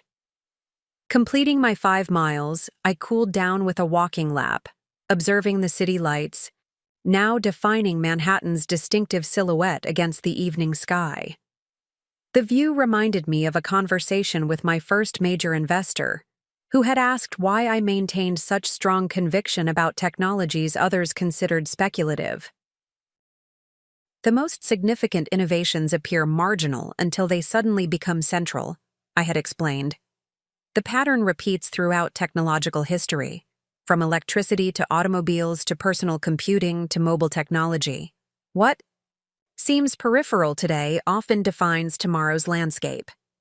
The key is recognizing the transition point before mainstream consensus emerges. That principle, identifying potential value before conventional wisdom acknowledged it, had guided my investment strategy and generated extraordinary returns. Perhaps now it could guide my approach to personal relationships as well, particularly with family members who had previously failed to recognize my potential.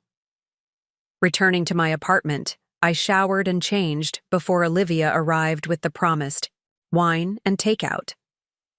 Our friendship, formed during undergraduate years and strengthened through career challenges and personal milestones, represented connection based on authentic recognition rather than obligation or advantage. The kind of relationship I had never developed with family members. "You seem centered despite the family drama," she observed as we settled into my living room with glasses of the Reserve Bordeaux. "I half expected to find you in post-traumatic stress recovery mode." "I think I've been preparing for this disclosure longer than I realized," I replied, considering her observation. The revelation itself was catalyzed by circumstance, but the readiness to move beyond their limited perception had been developing for years. "And now? What's your strategy for managing these suddenly attentive relatives?" The question merited careful consideration. The family's dramatic recalibration certainly contained elements of opportunism and calculation, yet dismissing all potential for authentic connection would reflect the same rigid thinking I had criticized in them. "I'm approaching it as I would any high-potential, high-risk investment," I explained. "Careful assessment, incremental engagement, clear boundaries, and ongoing evaluation of returns relative to investment." Olivia laughed, the sound warm with understanding and affection. "Only you would develop an investment strategy for family relationships. Though it's probably healthier than my approach of categorical rejection, followed by occasional guilt-induced holiday appearances." "Different circumstances require different strategies," I observed. "My family relationships have been defined by persistent misrecognition rather than overt conflict. The potential for recalibration may be greater as a result." Our conversation shifted to foundation planning, upcoming travel commitments, and developments in our personal lives beyond work. The balanced exchange of two people whose connection was based on mutual respect and genuine interest rather than obligation or advantage. Later that evening, after Olivia's departure, I stood again at my living room windows, observing the city's nocturnal illumination. My reflection was faintly visible against the darkness beyond, a ghostly counterpart occupying the same space, yet separated by the barrier of glass and perspective. For years, I had maintained a similar division between my authentic self and the version presented to my family, occupying the same biological relationship, yet separated by barriers of misperception and limited recognition. Last night's revelation had removed that barrier, creating opportunity for integration that had previously seemed impossible. Whether that integration would lead to meaningful connection remained uncertain, but the possibility now existed in ways it hadn't before. The emerging dynamic would not be defined by their approval, that need had diminished years ago, but by the potential for relationships based on authentic recognition rather than persistent misconception. My phone chimed with an incoming message.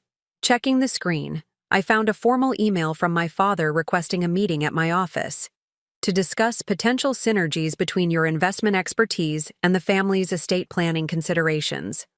The message reflected both his adaptation to new information and his persistent formality, combining acknowledgement of my professional capability with strategic repositioning of family resources. I composed a brief reply suggesting my assistant contact him to arrange a suitable time, maintaining professional boundaries while acknowledging the invitation to engagement. The interaction represented the beginning of a new pattern, neither complete separation nor unguarded vulnerability, but controlled integration based on mutual recognition and clearly defined parameters. As I prepared for bed, I reflected on the transformation that had begun with last night's revelation, not merely in family perception, but in my own engagement with them. For years, I had protected myself from their dismissal by withdrawing authentic participation, creating a self-reinforcing cycle of distance and misunderstanding. Breaking that cycle required not just their recognition of my success, but my willingness to engage from authenticity rather than accommodation. The path forward would inevitably include adjustments and recalibrations as all parties adapted to this new reality. Some family members might develop capacity for authentic connection beyond strategic positioning. Others might remain essentially transactional in their approach. My responsibility was neither to force transformation nor reject possibility, but to engage with clear-eyed assessment of each relationship's potential and limitations. The hidden fortune had purchased not merely recognition, but possibility. The opportunity to build family connections based on who I actually was, rather than who they had assumed me to be. What would emerge from that possibility remained to be written, not by their expectations or my past accommodations, but through mutual choices made in this new landscape of acknowledged reality. Tomorrow would bring new challenges and opportunities: foundation planning, investment decisions, operational leadership. These professional responsibilities would continue regardless of family dynamics. Yet alongside them now existed potential for personal connections previously foreclosed by persistent misconception. The revelation of my hidden fortune had not merely corrected their underestimation of my financial position, but disrupted their fundamental misperception of who I was and what I had created. That disruption created space for authenticity that had previously seemed impossible, not merely in how they saw me, but in how I engaged with them. As I drifted toward sleep, I realized that the most valuable currency wasn't measured in financial statements or investment returns, but in the freedom to exist authentically without diminishment or disguise. That freedom, purchased through years of determined self-creation rather than inherited privilege, represented wealth more significant than any figure in my portfolio. The following Wednesday morning found me at Lumiere, a discreet cafe in the West Village known for its exceptional coffee and respect for privacy. The establishment's reputation for discretion made it a favorite among executives and public figures seeking conversation without documentation by eager social media enthusiasts. I had arrived 15 minutes early, a habitual practice that allowed me to select optimal seating and observe the environment before engaging in potentially complex interactions. I chose a corner table offering both privacy and clear sightlines to the entrance. The cafe's sophisticated acoustics created conversation pockets where discussions remained audible to participants while being indecipherable to neighboring tables. The space functioned as a physical manifestation of the balance I was attempting to establish in my newly recalibrated family relationships: proximity without excessive exposure, engagement without vulnerability. At precisely 10 a.m., Eliza entered the cafe. Her appearance reflected her usual meticulous attention to presentation, a tailored charcoal suit that communicated professional authority, accessories that suggested taste without ostentation, and the poised confidence that had been her defining characteristic since childhood. Yet beneath this familiar composure, I detected subtle signs of uncharacteristic uncertainty: a slight hesitation in her step, a momentary scan of the space before locating me, a brief adjustment of her watch band that suggested nervous energy rather than practical necessity. She approached with a smile that contained more genuine warmth than I had observed in our recent interactions. "Alex, thanks for meeting me. I wasn't entirely sure you would." "We agreed to coffee," I replied. "Simply, I keep my commitments." A flicker of something, perhaps recognition of the implied contrast with past canceled plans and missed connections, crossed her expression before she settled into the chair opposite mine. The server appeared almost immediately, and Eliza ordered a cappuccino with an efficiency that matched my own earlier request for pour-over Ethiopian. For a moment, silence stretched between us. Not the comfortable quiet of easy companionship, but the weighted pause of two people attempting to navigate unfamiliar conversational territory. We had mastered the performative interaction of family gatherings, the choreographed exchange of superficial updates followed by retreat to separate social spheres. Authentic engagement represented unmapped terrain. "I hardly know where to begin," Eliza finally admitted, her typical assertiveness temporarily suspended. Thursday's revelation has prompted significant reconsideration of assumptions I've held for years. The acknowledgement, delivered without defensive qualification, suggested potential for genuine dialogue rather than merely revised positioning. I decided to reciprocate this openness with measured transparency of my own. "I imagine learning your sister is substantially wealthier than previously understood might prompt some recalibration," I observed, allowing a hint of dry humor to soften the potential awkwardness. Eliza's laugh held genuine amusement rather than social performance. "That's putting it mildly. Recalibration is perhaps the understatement of the decade." She paused as our coffees arrived, taking a moment to collect her thoughts before continuing. "Though the financial revelation, while shocking, isn't actually what I've been struggling to process." This statement piqued my genuine curiosity. If not the financial disclosure, what aspect of Thursday's interaction had prompted her request for private conversation? What has been most challenging to process? She regarded me thoughtfully over her cappuccino.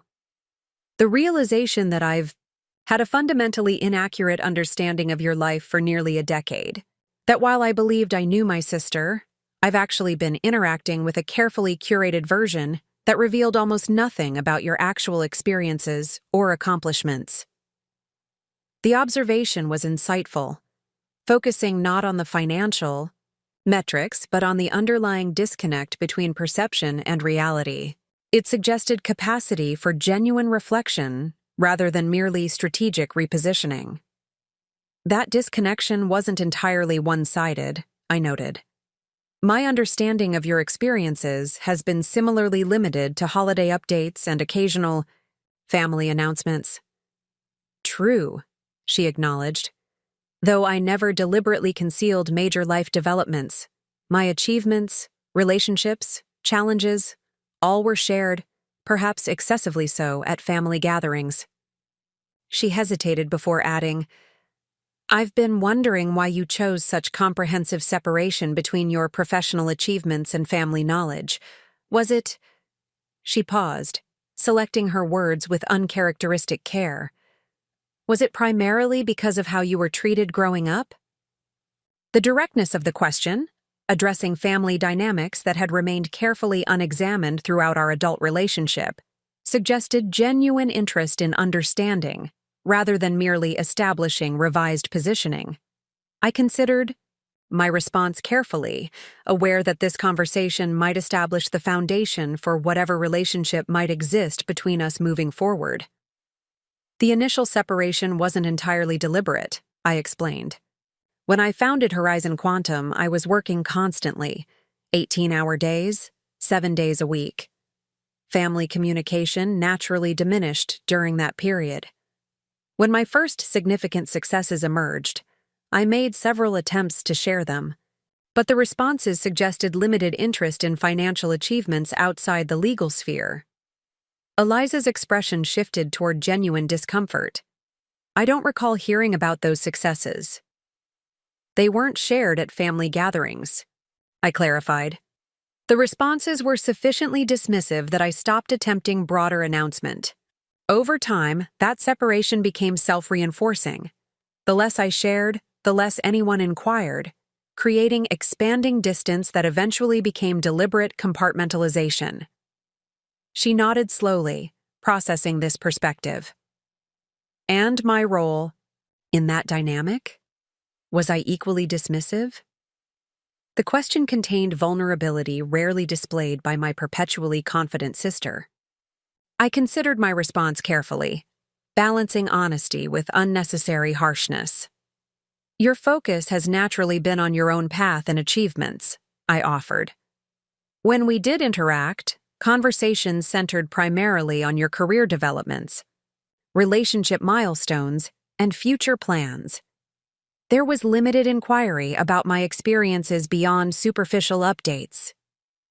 That's a diplomatic way of saying I was self-absorbed and uninterested, Eliza noted with surprising self-awareness.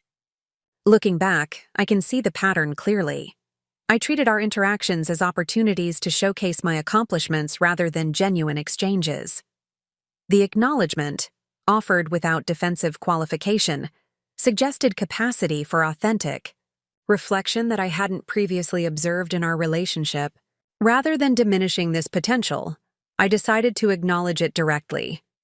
Self-absorption isn't inherently negative, I observed. Focus on personal achievement drives success in demanding fields. The legal profession in particular rewards single-minded dedication to professional advancement. Perhaps, she conceded, though I'm increasingly questioning whether that singular focus has come at the expense of meaningful connection in other areas. She took a sip of her cappuccino before continuing. The night after Thanksgiving, I found myself unable to sleep, reviewing our interactions over the past decade. I realized I could recite my own achievements in precise chronological order, but couldn't name a single project you'd worked on or achievement you'd celebrated. This acknowledgement of limited awareness represented potential opening for authentic exchange rather than merely revised positioning. I decided to offer specific information that might bridge the knowledge gap she had identified. Our first major success came with early investment in neural interface technology, I explained. We identified promising research at MIT that larger firms had overlooked due to its experimental nature.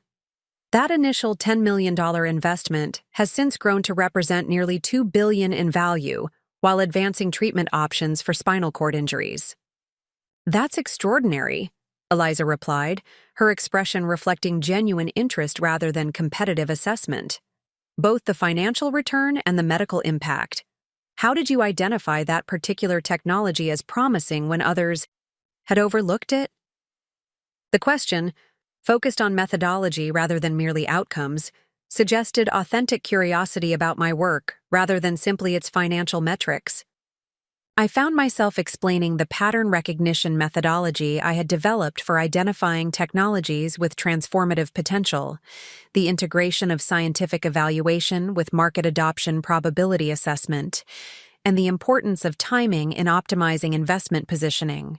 Throughout this explanation, Eliza listened with focused attention I had rarely experienced from family members, asking clarifying questions that demonstrated actual engagement with the concepts rather than merely polite acknowledgement. The exchange evolved into genuine dialogue about the intersection of technological innovation and market dynamics, revealing intellectual capability in my sister that our prescribed family roles had never allowed me to fully recognize. You've developed a genuinely innovative approach to investment strategy, she observed as I concluded my explanation. The integration of technological trajectory analysis with adoption threshold modeling is unlike anything I've encountered in traditional investment literature. The methodology evolved through necessity, I explained. Conventional models proved inadequate for emerging technologies where historical comparisons were limited and potential applications remained partially undefined. Have you published your approach? It seems to have applications beyond investment contexts. The question surprised me, both in its recognition of broader applications and in the assumption that I might share methodologies that provided significant competitive advantage. The core framework remains proprietary, I replied. Though our foundation will incorporate elements of the assessment approach in its educational initiatives, teaching students to recognize patterns that indicate transformative potential across various domains. Eliza nodded thoughtfully. That makes sense. The methodology represents significant intellectual property. She hesitated before adding, "I'd be interested in learning more about the Foundation's educational approach when you're ready to share details.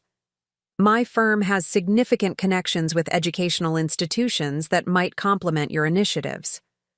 The offer, positioning her legal expertise and professional network as potentially valuable to my philanthropic efforts, rather than attempting to access my financial resources, suggested capacity for reciprocal exchange rather than merely calculated extraction. It represented potential foundation for professional respect that had been notably absent from our previous interactions. "I'll have my foundation director contact you when our programmatic approaches are further developed," I replied, accepting this tentative bridge between our previously separate professional spheres. As our coffee cups emptied, the conversation shifted toward more personal territory. Her upcoming move to Boston, my international travel schedule, potential points of intersection in our otherwise distinct lives. Throughout this exchange, I observed a quality in Eliza I had rarely witnessed in family contexts: genuine curiosity about my experiences, rather than merely conversation designed to highlight her own achievements. "Alex," she said eventually, her expression suggesting internal debate about broaching a potentially sensitive topic, "I've been thinking about our childhood and the ways our parents positioned us in relation to each other. The constant comparison, the differential recognition, the implicit competition. It created a dynamic that never allowed us to simply be sisters, rather than comparative measures of achievement."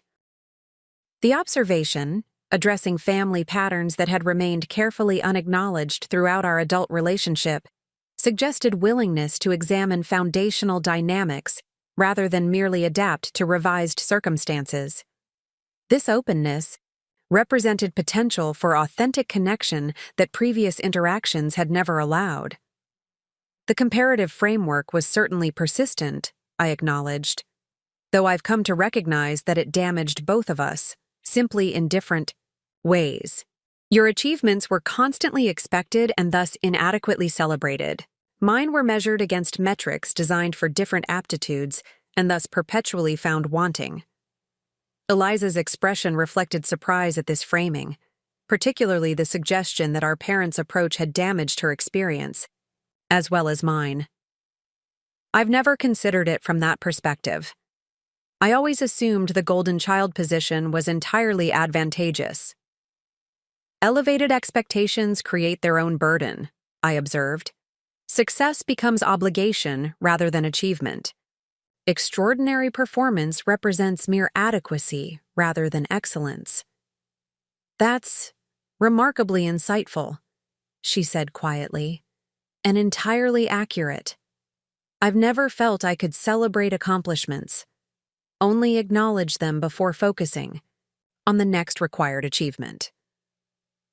The acknowledgement of shared limitation rather than merely divergent recognition created unexpected common ground. Recognition that our prescribed family roles had constrained both our experiences, simply in different directions. This shared understanding, however preliminary, suggested possibility for connection based on mutual recognition rather than persistent competition. As we prepared to conclude our meeting, Eliza hesitated before asking, "Would you be open to doing this again, perhaps monthly?" "I've found this conversation more valuable than I anticipated." The request, framed as genuine interest rather than obligation or advantage, suggested potential for relationship based on authentic exchange rather than prescribed family roles. I considered it carefully, weighing the potential benefits against possible complications. "I think that could be worthwhile," I replied, surprising myself with the genuine openness of this response, though my travel schedule requires flexibility and timing. "Of course," she agreed immediately. "We'll work around your commitments." As we left the cafe, Eliza surprised me with a brief but genuine embrace, physical connection we had not shared since childhood. "Thank you for giving me this opportunity to begin understanding the sister I never properly knew."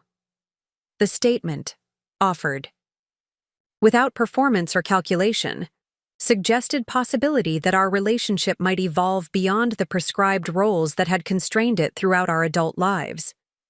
Whether that evolution would lead to meaningful connection remained uncertain, but the potential now existed in ways it hadn't before. As I watched her walk toward her waiting car, I recognized that the most significant outcome of my financial revelation might not be revised family perception of my professional success, but opportunity for authentic connection that previous dynamics had rendered impossible.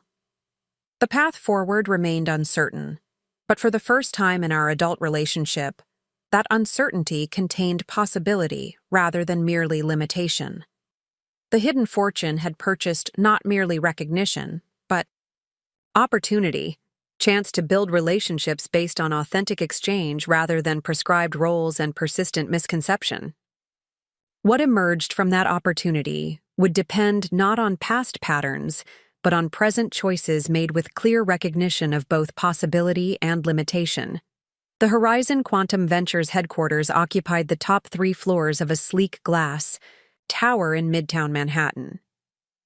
Unlike many investment firms that embraced ostentatious displays of wealth to impress clients, our offices reflected my personal philosophy of purposeful minimalism. Clean lines, natural materials, and thoughtfully integrated technology that enhanced function without dominating the aesthetic. Monday morning's executive committee meeting had progressed efficiently through our standard agenda.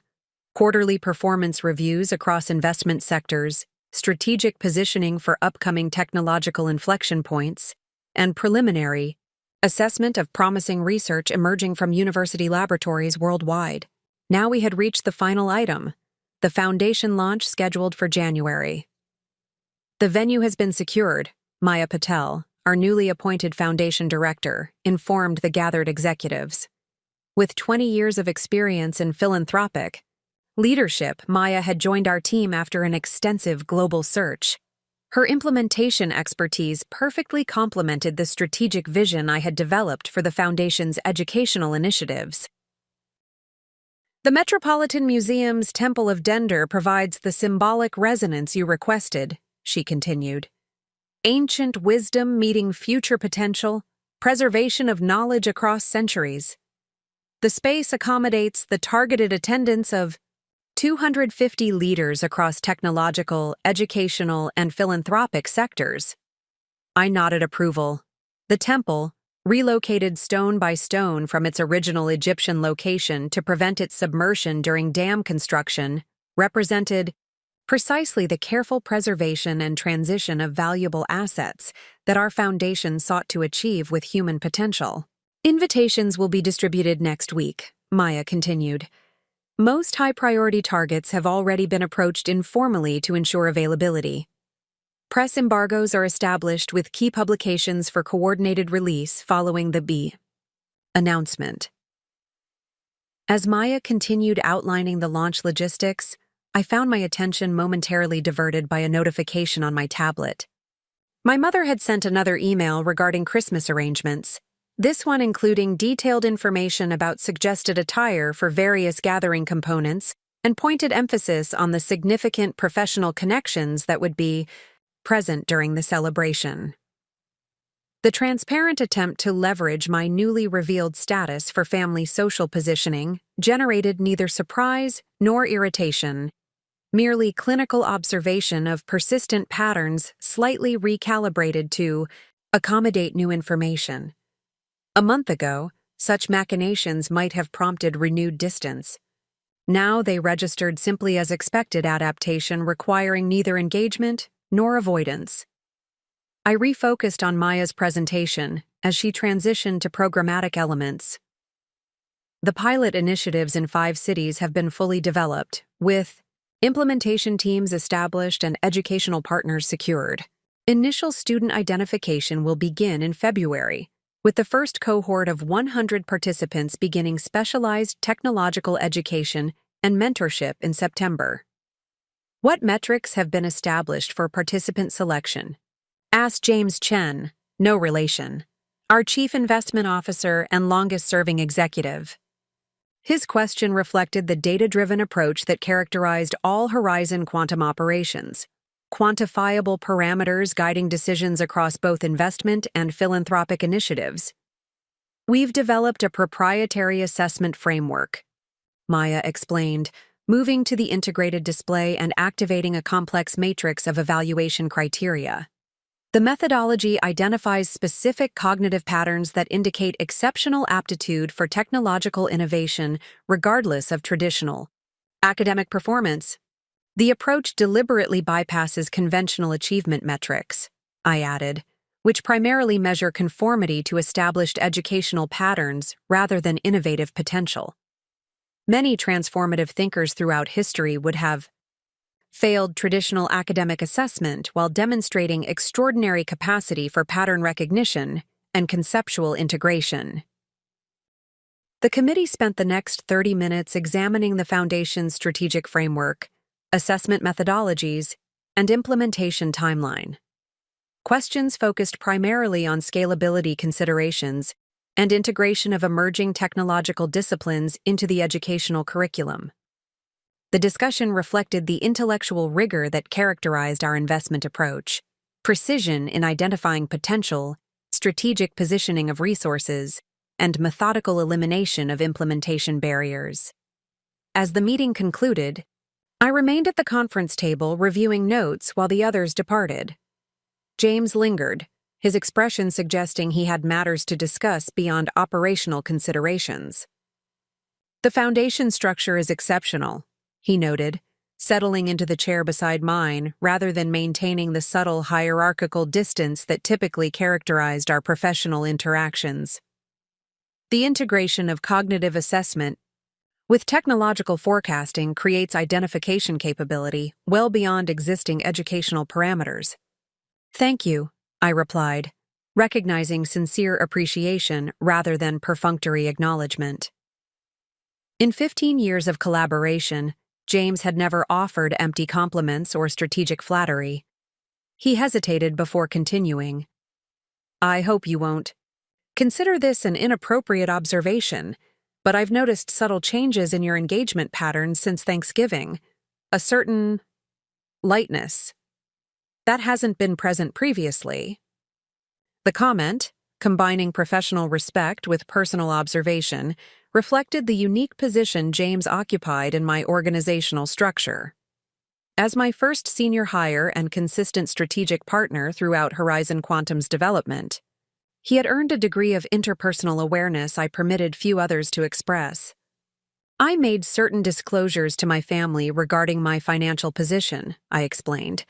The revelation has created some recalibration of established dynamics. James's eyebrows rose slightly. As one of the few executives aware of my deliberate separation between professional achievement and family knowledge, he understood the significance of this development. May I ask what prompted this change in approach? You've maintained that separation quite deliberately for many years. I considered his question, articulating thoughts that had been crystallizing throughout the past week.